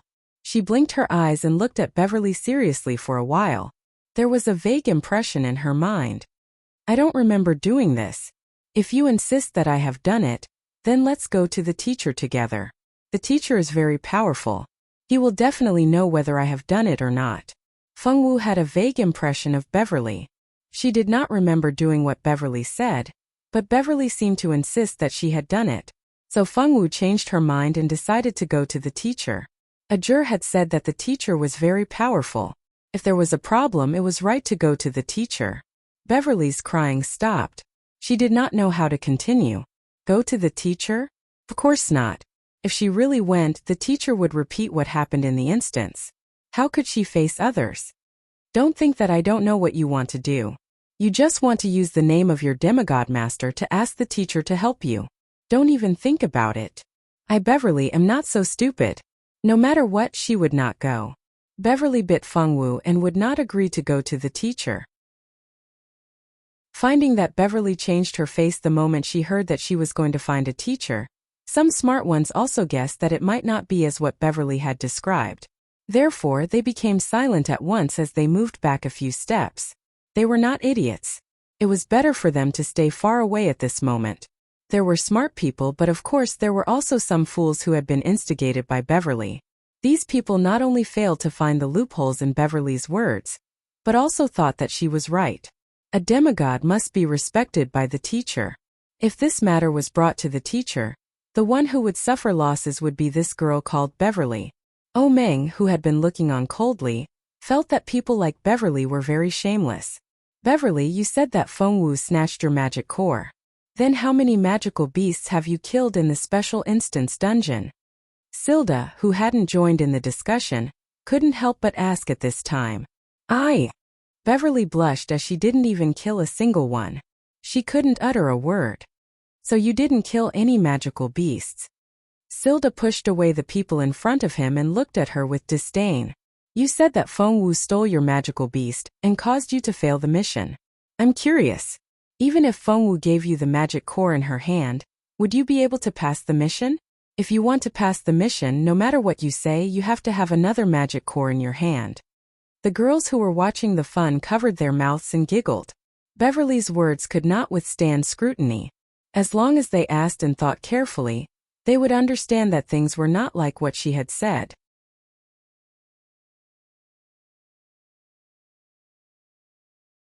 Chapter 244. Being ridiculed by the surrounding girls, Beverly's face turned red and blue. She had never thought that someone among the girls would speak up for Fengwu. Shouldn't they all hate Fengwu? She was just a commoner, but she had obtained such a great fortune. Weren't they disgusted and jealous of her? Beverly didn't understand. It wasn't that the girls weren't jealous of Fengwu, but not all of them were as brainless as Beverly. Anyway, Fengwu already had a demigod behind her. Even if they didn't give face to Fengwu, the demigod behind her had to give face to her. Very few people in the school knew about Fengwu's identity. In the eyes of most of the students, Fengwu was just a commoner girl. Although she had made a few friends with high status, it couldn't cover up the fact that she didn't have a high family background. It was because she didn't know Fengwu's true identity that Beverly dared to attack Fengwu so fearlessly and wanted to ruin her reputation. After she snatched my magic core, I always wanted to get it back from her. That's why I didn't have time to kill other magical beasts. Beverly wasn't a girl who would back down after hearing a few words. She stammered out a few sentences, which could be considered as an excuse for not being able to hunt magical beasts. You spent so much time chasing Fengwu for her magic core. Didn't you think about killing another magical beast? Silder sneered. Obviously, he didn't believe her words. I was too angry at that time. I forgot about it. Can't I? Beverly looked at Silder and said angrily. Sure, why not? Anyway, the grade is yours. What you want to do is none of our business. Silder shrugged and said indifferently. When the other students saw Silder making Beverly so angry that she almost vomited blood, they all wanted to watch a good show. Don't go too far. I know you and Fengwu live in the same dormitory. You purposely found me trouble in order to exonerate Fengwu. Beverly bit her lips with tears in her eyes. She looked as if she had been bullied and wronged. Seeing her acting like a white lotus, the girls disdainfully moved their eyes away. They despised women like Beverly who had no status and couldn't recognize the reality. Especially the girls who were in the same class as Beverly. They had long disliked Beverly. She pretended to be a goddess in the gang all day long. They didn't know who she pretended to be sacred and inviolable. However, the boys in the class actually fell for her trick. Many boys really liked to hang around her. Even if she gave them a cold shoulder, they still enjoyed it. As for the girls, as long as they gave Beverly a cold shoulder, they would be accused by the boys of taking advantage of their power to bully others. Otherwise, they would have a bad heart. Beverly even put on a pitiful expression as if she was being bullied. As a result, none of the girls in the class liked to hang out with her. Even those who were born as commoners didn't like to hang out with her. Beverly was a girl who was arrogant and didn't know her own status. If they really wanted to be friends with her, they would have to worry that they would be scolded at any time. Seeing Beverly suffer a loss in the hands of Silder, the girls in the same class as her were in a good mood. This bitch deserved to be taught a lesson. If it weren't for a bunch of brainless boys in the class protecting her, she would have long been taught a lesson by the other girls. She was still free and unfettered until now.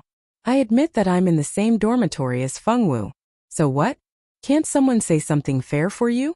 Fengwu said that she would go to the teacher. You said that the teacher would side with Fengwu, who had a demigod as her backer. Therefore, the teacher wouldn't go no matter what. I say something fair for Fengwu. You have something to say. Does the truth have to be on your side? If anyone doesn't speak for you, they will be accused of harboring ill intentions and deliberately making things difficult for you. Silder had a sharp tongue. The moment he opened his mouth, he uttered a long string of words to make things difficult for Beverly. When did I say that? You're bullying me.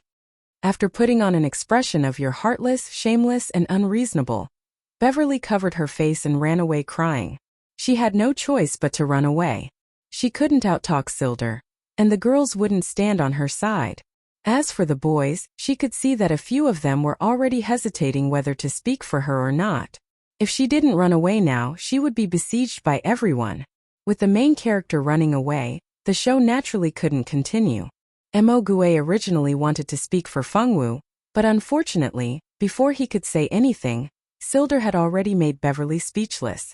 Mo Gue was very happy to watch the show.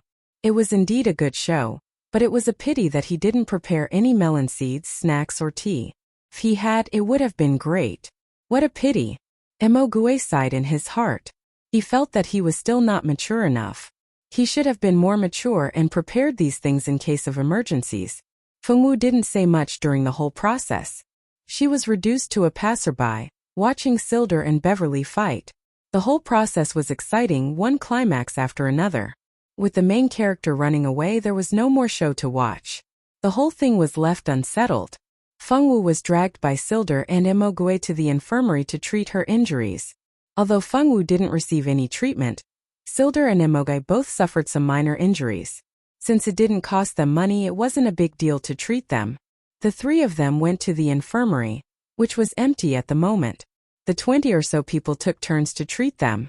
It didn't take long for all of them to be healed. Only their torn clothes needed to be changed. The equipment in the Mirage could be crafted by players themselves.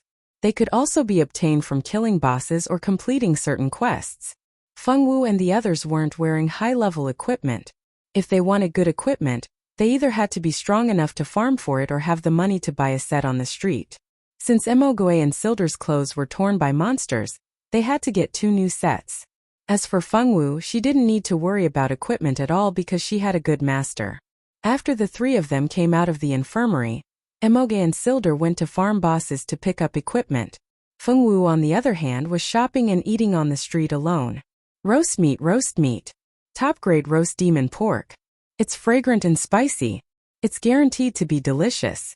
A skewer can restore 20% of my stamina. Only 10 silver coins per skewer. Bread. Freshly baked noodles. Only 5 silver coins per skewer. It's cheap and affordable. Bronze set. A full set is guaranteed to cost 50 gold coins.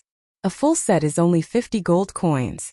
Can be worn by anyone below level 40. Silver-grade equipment is on sale. Don't miss it. It's crafted by a master blacksmith. What are you waiting for? Come and buy it. I'm 18 years old with fair skin and beautiful looks. I'm sincerely looking for a boyfriend.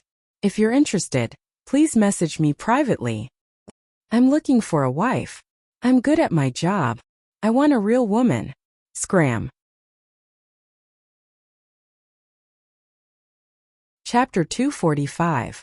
As soon as they exited the Notre Dame du Starlight, the streets were bustling with activity. There were people setting up stalls, looking for boyfriends, looking for wives, all of them crowded together. That scene, Fengwu bought 20 meat skewers from the stall selling meat skewers. The stall seller was overjoyed. Seeing that Fengwu was a cute little loli, he was in a good mood and gave Fengwu a loaf of bread. It looked like this loaf of bread was taken from the stall selling bread. Fengwu took the meat skewers and bread and ate as she walked. The meat skewers were very good and delicious. The bread was soft and had a milky fragrance. It was very fragrant. The Fengwu girl was in a very good mood as she ate the delicious food. She was very happy. As they walked, two young men and women wearing the Notre Dame du Starlight uniform came up to them. These two people were obviously not new students because there were only 50 new students in this year's batch who had come to the Mirage. These 50 people hadn't received the Notre Dame du Starlight uniform yet. To be able to walk on the streets wearing uniforms, they were definitely seniors. At the very least, they were second-year students. Bauer, every time I come to this place I think of the first time we met. At that time you stood in front of me. It was as if I was looking at a goddess. It was as if fireworks were blooming in front of my eyes and I could hear the sound of fireworks. At that moment I knew I was in love. The boy wearing the school uniform held the shy girl's hand. His eyes were gentle and affectionate. Coupled with his handsome face, he was very attractive to girls. Big brother Norville, the girl named Bauer shyly lowered her head and whispered the boy's name. The man selling the bronze equipment looked at the couple in front of him unhappily. Are you going to buy or not? Are you going to buy or not? You pretty boy, you don't have the money to buy equipment and you still want to pick up girls. Beautiful girl, quickly dump this pretty boy. Fengwu, who was eating meat skewers, looked at this scene with sparkling eyes. This person is amazing. Bauer, come and take a look at this. I think this dress suits your temperament very well. If you wear it, you will definitely be so beautiful that people will forget to blink. Pulling out the cheapest piece of clothing, Norville affectionately handed it to the girl. Bauer's face turned slightly pale. She took the red dress and compared it with her own body. A sweet smile bloomed on her face. Brother Norville, you have good taste. I'll take this one then. Bauer happily decided. Boss, I'll take this one. Taking out 10 gold coins, Norville casually paid the bill. The boss took the money, but in his heart, he was desperately spamming the bullet screen. You gigolo, you only chose the cheapest equipment, and you still stood in front of my stall for so long. If you don't have money, why the fuck are you pretending to be a wolf? The young couple couldn't feel the boss's resentment at all. They held hands and went to the beach to look at the sea. The virtual realm was a simulated world. Of course, there was a sea in this world. Moreover, the sea was a sacred place for couples to date. The two of them walked intimately towards the beach. They took a stroll on the beach and sat on the reef to watch the sea flowers tumble. The two of them occasionally kissed and touched each other's faces and hands. It was an intimate scene. Brother Norville, don't you feel like someone's been staring at us? Bauer said uncertainly. Since just now she had the feeling that someone was staring at them, but she didn't see who was looking at them. At first she thought it was an illusion, but this feeling grew stronger and stronger. It was so strong that she couldn't ignore it, even if she wanted to. Norville smiled dotingly. Silly, you're thinking too much. Everyone around us is busy dating. Who would want to see us? This was a sacred place for couples to date. Looking at them, other than the three couples, there really was no one else. Ah, who are you? Who knew that as soon as Norville finished speaking, Bauer would turn around because she was worried. Unexpectedly, she saw an enlarged, paralyzed face appear in front of her. Bauer almost fainted from the fright. Who are you? Norville was also shocked. He had been so close to someone and he hadn't noticed. If this spread, his reputation as the fifth seat of the third grade would be tarnished. You're amazing. You can make her so happy. Fengwu looked at Norville very seriously. This guy was amazing. He could make that girl so happy with just a few words. She had to learn. Then she could make Mingxi marry her. Fengwu had this idea in her heart. She looked at Norville more and more sincerely and seriously. Norville, tell me who she is. Is she your new girlfriend outside? Bauer asked angrily. No. I don't even know her. Norville felt that he was really wronged. He had many girlfriends, but this one really wasn't his. You really don't know her? Bauer asked suspiciously. Really not. Norville nodded furiously. I'm not her new girlfriend. Fortunately, Fengwu already understood what these words meant and seriously denied this non-existent identity. Then who are you? Why are you following us? Bauer asked. I want to learn how to pursue others. Fengwu said. Ha! Norville and Bauer felt that their brains weren't enough. You guys continue. Don't worry about me. I'll just watch. Fengwu had already made up her mind to learn Norville's pickup skills. When the time came, she could use it to pursue Mingxi. Go away. Don't follow us. Bauer was so angry that her face turned red. She was just having a good date. Who did she offend? Fengwu shook her head. You guys continue. She thought for a moment and added, just pretend that I don't exist. Norville, go get rid of her. Bauer was going crazy. She seriously suspected that this girl was hired by one of her rivals in school to make her angry. Norville looked at Bauer and then looked at Fengwu. Although the black-haired girl was a little strange, she was a really beautiful little girl. That's not very good. She looks young and she's a girl. It's not very gentlemanly to hit a girl. Norville had always thought of himself as the person who cherished girls the most in the entire Notre Dame du Starlight. All girls were cute in his eyes and should be pampered. He really couldn't bring himself to hit a girl. What? You can't bear to do it, right? I don't care. You have to get rid of her. If you don't, I'll leave. Bauer pointed at Fengwu angrily. Her finger was almost poking Fengwu's chest. Norville swallowed his saliva and finally decided to give face to his girlfriend. He hadn't been with this girl for long and had only kissed her 3 times. At the very least, he had to kiss her a few more times before it was time to break up. Well, miss, we still have things to do. Can you leave first? Norville still couldn't bring himself to be rough with a girl. He could only use a more civilized way to solve the problem. Fengwu shook her head. No, I can't. I'll just stand beside you. I won't disturb you. Why didn't they agree? She obviously wouldn't disturb them. Didn't they want to teach her how to pursue others? Fengwu was a little confused. Chapter 246. You're the worst kind of disturbance here. Both of them yelled in their hearts. Bauer, make her leave. Norville. Fine, if you won't chase her away, I'll leave. Bauer was so angry that her eyes were red. She stomped her feet and turned to run away. Bauer! Bauer! Norville chased after her for 2 steps, then sighed and stopped. Hey, beautiful lady, what do you want? Norville looked at Fengwu helplessly. Please teach me how to make someone agree to marry me. Fengwu stared at Norville and continued. Mary? Norville dug his ears, wondering if he was hallucinating. How old are you now? You want to get married at such a young age. I'm not young anymore. I'm already a mother. Fengwu said. He be good. Don't make a fuss. She must have been the mother of a pet. Raising a pet made her think that she was a mother and wanted to get married. Were the thoughts of young girls these days so strange? I'm not making a fuss. I must make Senior Mingxi marry me.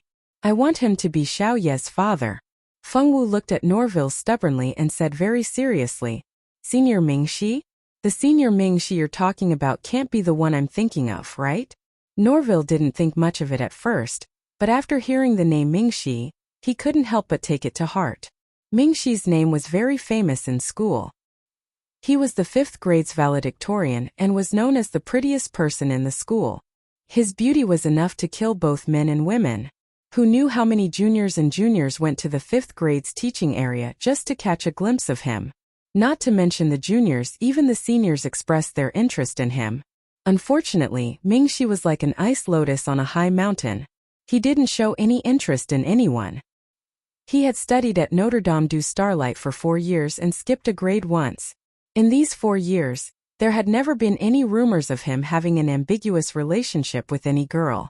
Oh, that's not right. There's a girl who seems to have a good relationship with him, and that's Senior Elena.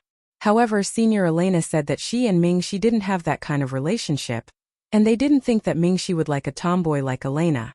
A series of information related to Mingxi popped up in Norville's mind, but only a breath of time had passed.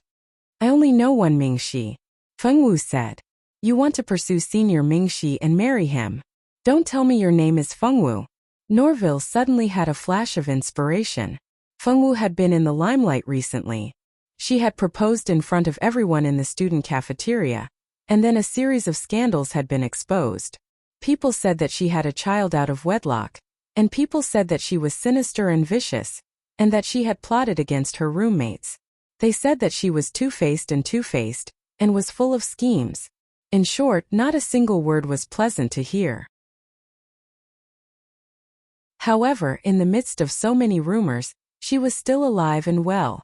She didn't come out to cause trouble, and there were no rumors of her being unable to recover from a setback. Her strong mental fortitude was also something that the seniors enjoyed talking about. There were more and more rumors about Fengwu recently, and most of them came from the mage department. In short, those rumors molded Fengwu into a greedy, scheming, and vicious woman with a messy private life. Because of these rumors, Ajur had dealt with many people in the mage department. Many people who spread these rumors were beaten up by him. Mogue also worked hard to clear Fengwu's name in the swordmaster department. Fengwu's classmates were fine. They had been together for a semester, and Fengwu wasn't a complicated person, so it was easy for people to see through her. There weren't many people in the class who hated her. Everyone liked Fengwu's simple-minded personality. In order to not make Fengwu sad, Fengwu's classmates had been hiding all the bad rumors about her from Fengwu under Mogue's orders. They were afraid that she would be sad if she heard them. Fengwu was unaware of all this. I am Fengwu. Fengwu nodded obediently, a trace of doubt in her eyes. They had met before? So it really is you. I've heard so much about you. Meeting you today proves one thing. Rumors can only be half believed. No, perhaps not even half believed. He sized up Fengwu for a few seconds before nodding solemnly. As expected, rumors were the most untrustworthy. He couldn't see any trace of the rumors in this Fengwu. If she hadn't admitted that she was Fengwu, Norville would have suspected that he had mistaken her for someone else. Fengwu, I don't understand. Since you're so sincere, let's go. I'll teach you how to pursue Senior Mingxi. Norville expressed that he had to participate in such an interesting event. If it really happened, he could boast to his friends that the two of them were together because of his help. He brought Fengwu to the beach. The two found a place with fewer people and sat down to talk. Apart from the sound of the waves, there was only the sound of their conversation. Although I've never pursued a man before, men and women are all the same. As long as it's a pursuit, it can't be separated from a few routines. Let me give you an example first. Norville paused for a moment before continuing. Under normal circumstances, when I see a woman I'm interested in, I'll create a few coincidental encounters and then say some nice words. For example, we're really fated to meet here. After that, I can send flowers. It's best to send roses because roses represent love. Women like to receive roses. When you send flowers, you have to praise the other party, such as flowers match a beauty, or say that the other party is prettier than flowers. I don't need to take notes. Looking at the girl next to him taking out a notebook and pen from the space with a serious face, and then writing there, he suddenly had a bad premonition. What else? Fengwu's eyes sparkled. In her eyes, Norville had already become a love expert. Let's not talk about the latter part. You should understand what I'm talking about first. Norville deeply felt that he might regret saying those words to the Fengwu girl. This premonition was getting stronger and stronger. After learning from Norville how to pursue Mingxi, Fengwu naturally wanted to give it a try. After leaving the virtual world, Fengwu began to think of a way to have a chance encounter with Mingxi. Then, in the senior class area, she would occasionally see such a scene. Scene 1. One day, the doorbell of Mingxi's dormitory suddenly rang.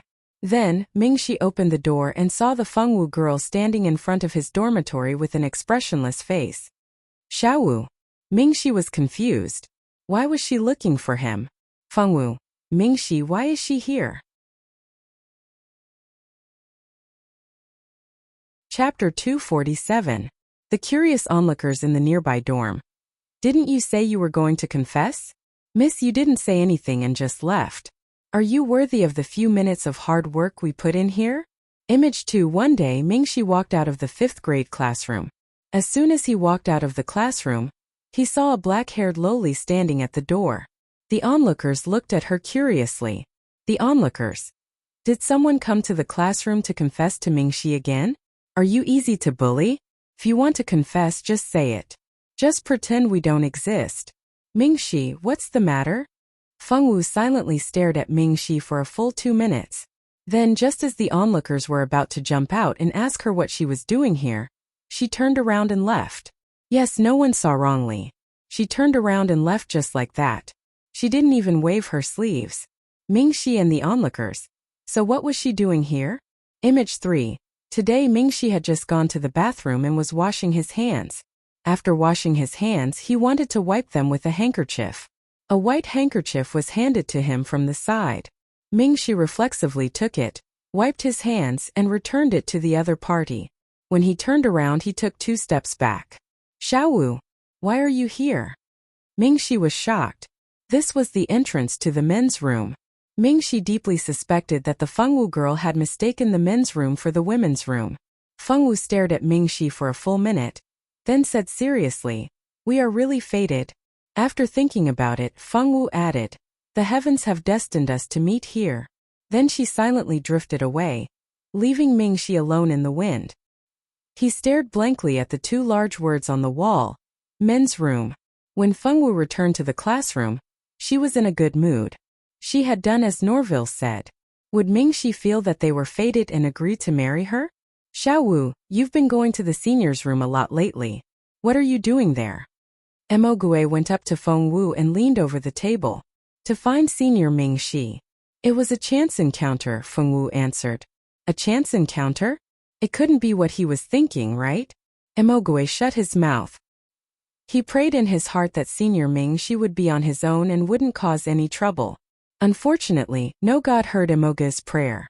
The news that Fengwu had gone to the boys' dormitory and the upper-grade classroom to look for Mingxi had spread throughout the boys' dormitory and the upper-grade school district. Now it was gradually spreading to the lower grades. Fortunately, Fengwu's words in the restroom were only heard by Mingxi alone, so it didn't spread. Now the only rumors circulating were that Fengwu chased Mingxi to the upper-grade dormitory and classroom. Mingxi himself didn't say anything about it. If someone asked him, he would just smile. Moreover, his smile was very creepy. When people saw this smile, they automatically made way and didn't dare to ask. Fengwu's mysterious harassment finally ended with the last chance encounter, in the restroom.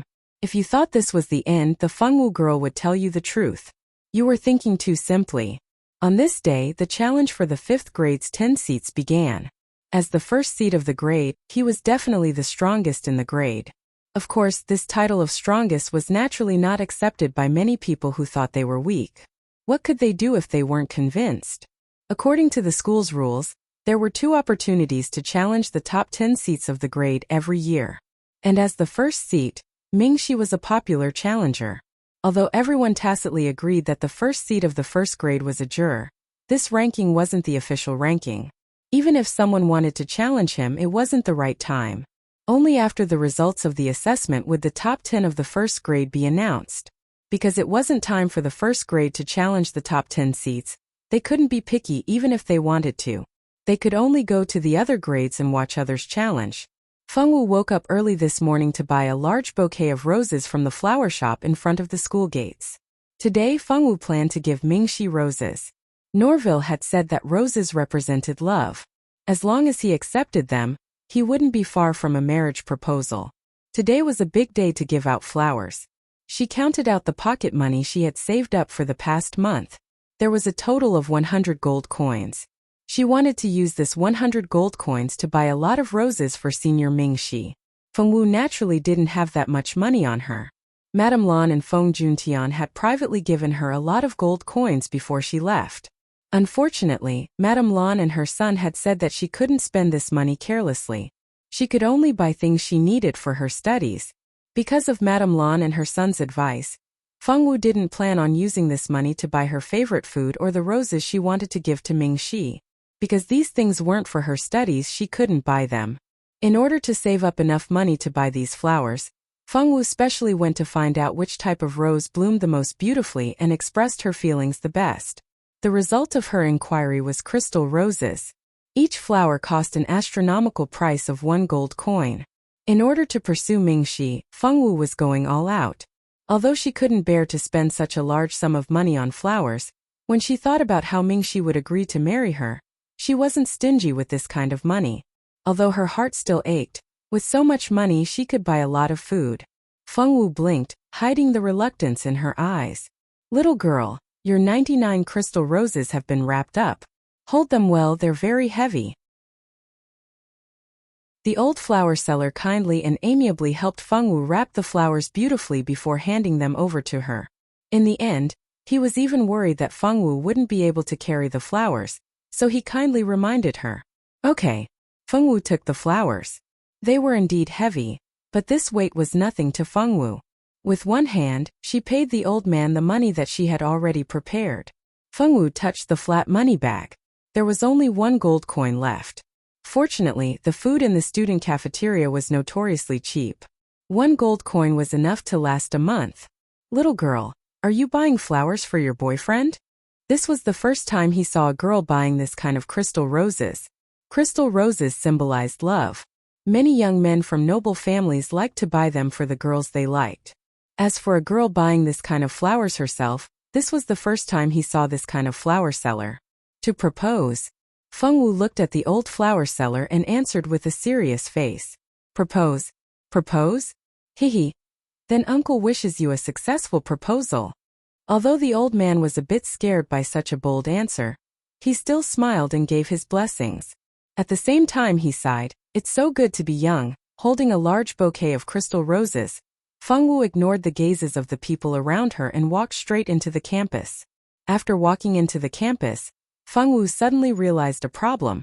She didn't know where the 10 seats challenge was held. If she had any questions, she would look for a juror. She took out her communication crystal and quickly called a juror over. When a juror saw Fengwu holding a bouquet of crystal roses that almost covered her face, he was a bit confused. Chapter 248. Xiaowu, did someone give this to you? It couldn't be. Could it be that someone was pursuing Fengwu when he didn't know? Impossible. He had never heard of anyone in the school who was interested in Fengwu. He even gave her a crystal rose. One look and he could tell that he was a veteran in love. This kind of man had to be chased away. A juror sharpened his knife and began to plan how to deal with the person who dared to have designs on the Fengwu girl. He couldn't leave an open wound, it was better to leave an internal wound. "No, I want to give it to Senior Mingxi," Fengwu said. "You're giving flowers to Mingxi." He must have heard wrongly. A juror's eyes widened. Fengwu nodded. A juror felt that his whole body was not good. "Where is the 5th year's 10 seats challenge?" Fengwu looked for a juror to find out the location of the 10 seats challenge. She couldn't find it herself. "At the number 5 training ground," a juror replied reflexively. After replying, he felt that something was wrong. He pulled Fengwu, who was about to leave. "Xiaowu, are you really going to give him flowers?" He felt that he needed to tell Fengwu that flowers were only given by men to women. No woman had ever given flowers to a man. He could imagine that Mingxi's expression when he received the flowers would be very interesting. Fengwu was about to reply when a familiar shout came from behind her. "Xiao!" Arguros walked over from afar and called out uncertainly. Fengwu hugged the large bouquet of roses. She turned her head slightly and confirmed the identity of the person who had come. "Senior." Fengwu hadn't seen Arguros and the others for a while. She was quite happy to suddenly meet them. "What are you doing?" This is a gift from her pursuer. How generous. Such a large bouquet of crystal roses should cost around 100 gold, right? Arguros wanted to reach out and touch the fresh-looking crystal rose, but Fengwu moved aside with the flower in her arms, not letting him have his way. 99 gold. Fengwu corrected him seriously. She thought for a moment and said, "It's not a gift from a suitor. I want to give it to Senior Ming Shi." "You want to send flowers to Ming Shi? Were girls nowadays so bold?"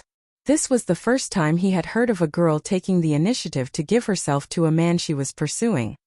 "Xiao Wu, I support you for your courage. Let's go. I know where Ming Shi is. Let's go together." There was a good show to watch. He couldn't wait to see Ming Shi's expression when he received the flowers. It would be interesting.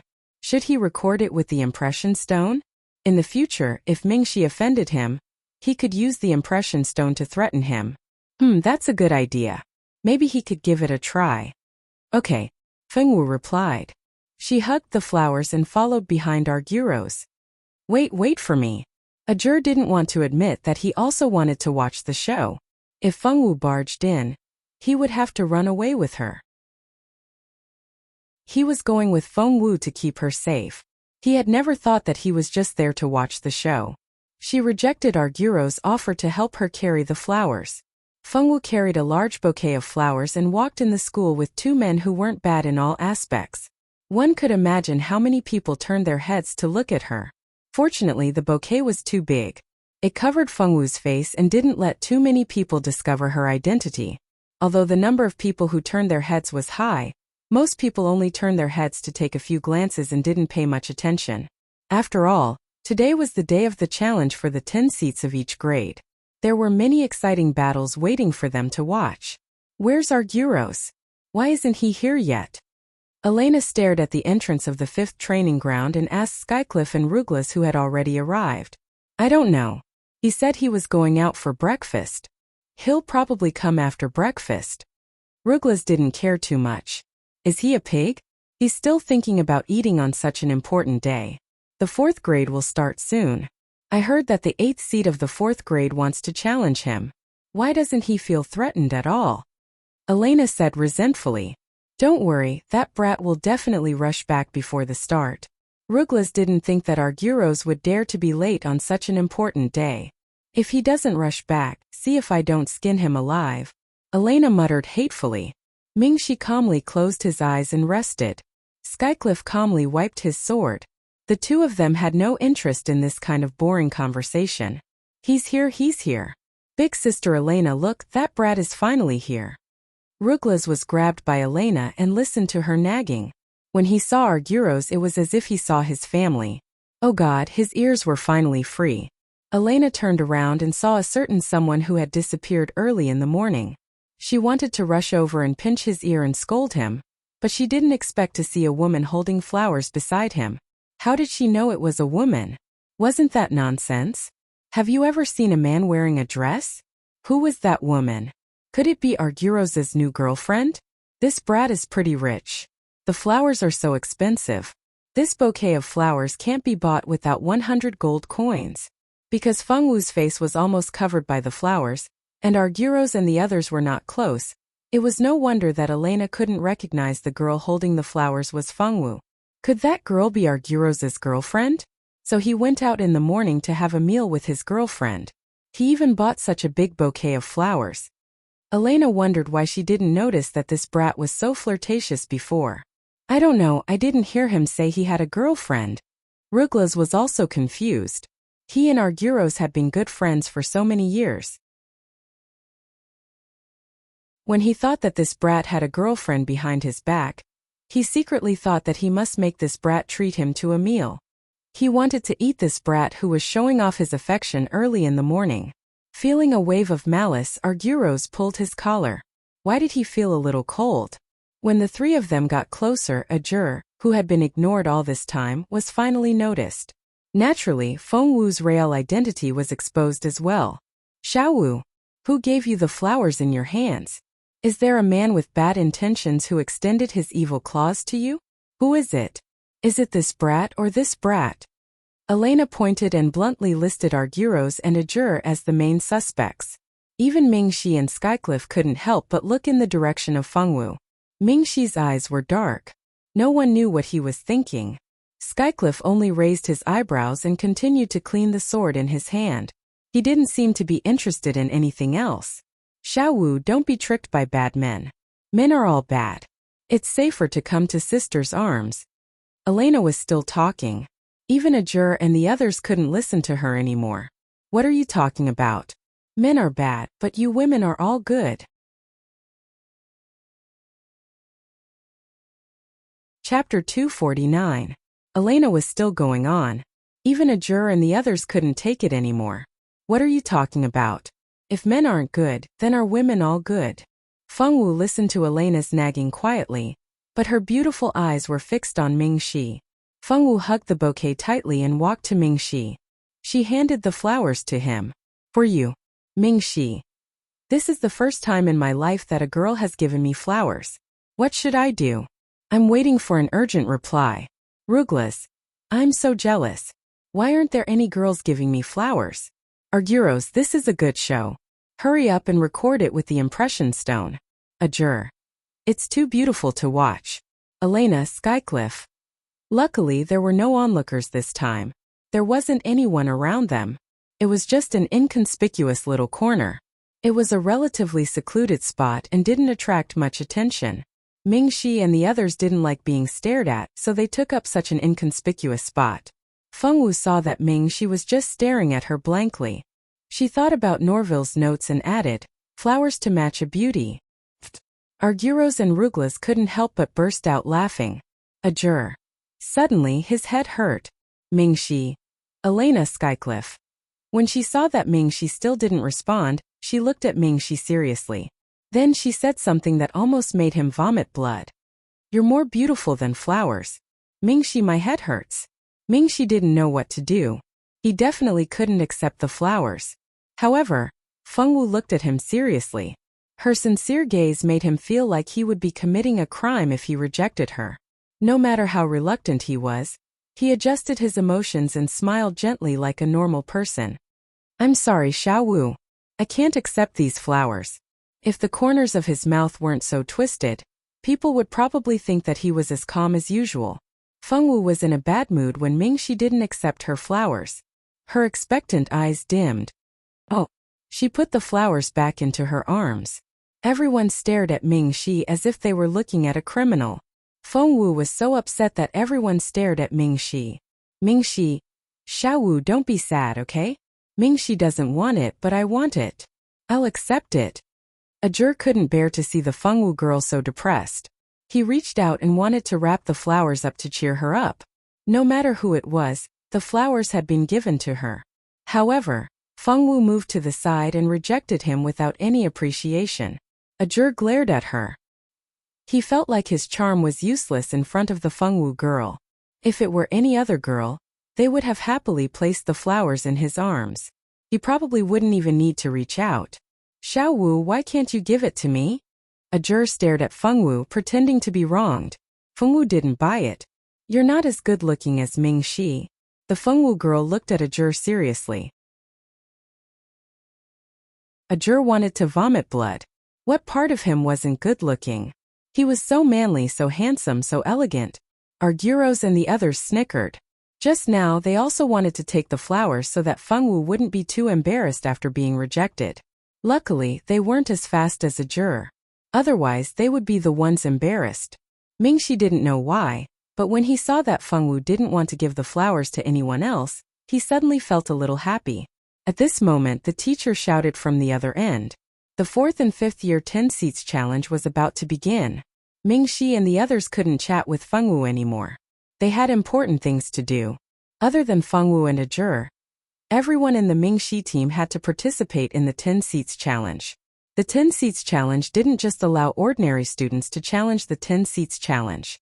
The 10 seats challenge could also challenge each other. If they lost, their ranking would change. Ordinary students didn't have the right to challenge the top 5 seats. If they wanted to challenge the top 5 seats, they had to at least be in the top 10. Because of this rule, there were more people below the 5th seat who accepted the challenge. Above the 5th seat, other than the people on the 10 seats list, no one else had the right to challenge. Elena was the 8th seat of the 5th year. There were many students who challenged her every year, but no one had ever succeeded. Skycliff was the 1st seat of the 4th year. No one dared to challenge him. Ruglas and Arguros were the 7th and 6th seat of the 4th year. There were many people who challenged them. Mingxi was the first seed of the 5th year. There weren't many people who challenged him. It was probably because his appearance was too good that people ignored his powerful strength. As the first seed of the 5th year, Mingxi would be challenged by at least 3 people every year. He was used to it. The person who challenged Mingxi the most was the 2nd seed of the 5th year, Dian. Dian's real identity was a noble of the Silver Moon Ancient Kingdom. She and Mingxi could be said to have known each other since they were young. Dian had never had any romantic feelings for Mingxi. Dian's younger sister, Dian, had dreamed of being Mingxi's bride since she was young. Dian doted on her younger sister, who knew how many times she had used their identities as classmates and childhood sweethearts to create opportunities for Mingxi and Dian to be alone. Mingxi didn't have any bad feelings towards Dian. Dian was a somewhat muddle-headed but very cute girl. In Irene's words, she was the standard female lead of a novel. Muddle-headed, cute, kind-hearted, and very lovable. However, Mingxi only had feelings for Dian. He could treat Dian as a younger sister, but he could never love her as a woman. Dian gave people a similar feeling to Fengwu, but there were also differences. Dian always had a bright smile, like a little sun that made people feel warm. On the other hand, Fengwu always had a stoic face. She didn't have any expression, but people felt that she was soft and cute. The two of them might have different personalities, but they were very similar in one aspect. They were both very simple. The only difference was that Dian knew a little about the ways of the world, while Fengwu didn't know much about the ways of the world. In short, for the sake of her beloved younger sister, Dian had helped Dian a lot to attack her love rivals. Fengwu just happened to be on Dian's hit list. Back to the 10-seat challenge. Fengwu and Ajur were left as spectators. The others had already walked up to the stage and stood in their seats, waiting for someone to challenge them. The 10-seat challenge list rarely changed. Those who could sit in the 10-seat challenge were no weaklings. The 5th training ground was filled with cheers and shouts. Most of the people who were screaming were girls. After all, there were many people with status in the 10-seat challenge, and many of them were good-looking boys. Most of these girls were here to fish for the 10-seat challenge. You're tuning into the Li Mei's Wuxia Whispers YouTube channel. We're so grateful for your support, and don't forget to subscribe to join us on this incredible journey through captivating stories. Your generosity through donations truly makes a world of difference, as it's the primary source of revenue that allows me to expand and enhance this channel for you. Thank you from the bottom of my heart for being a part of this adventure.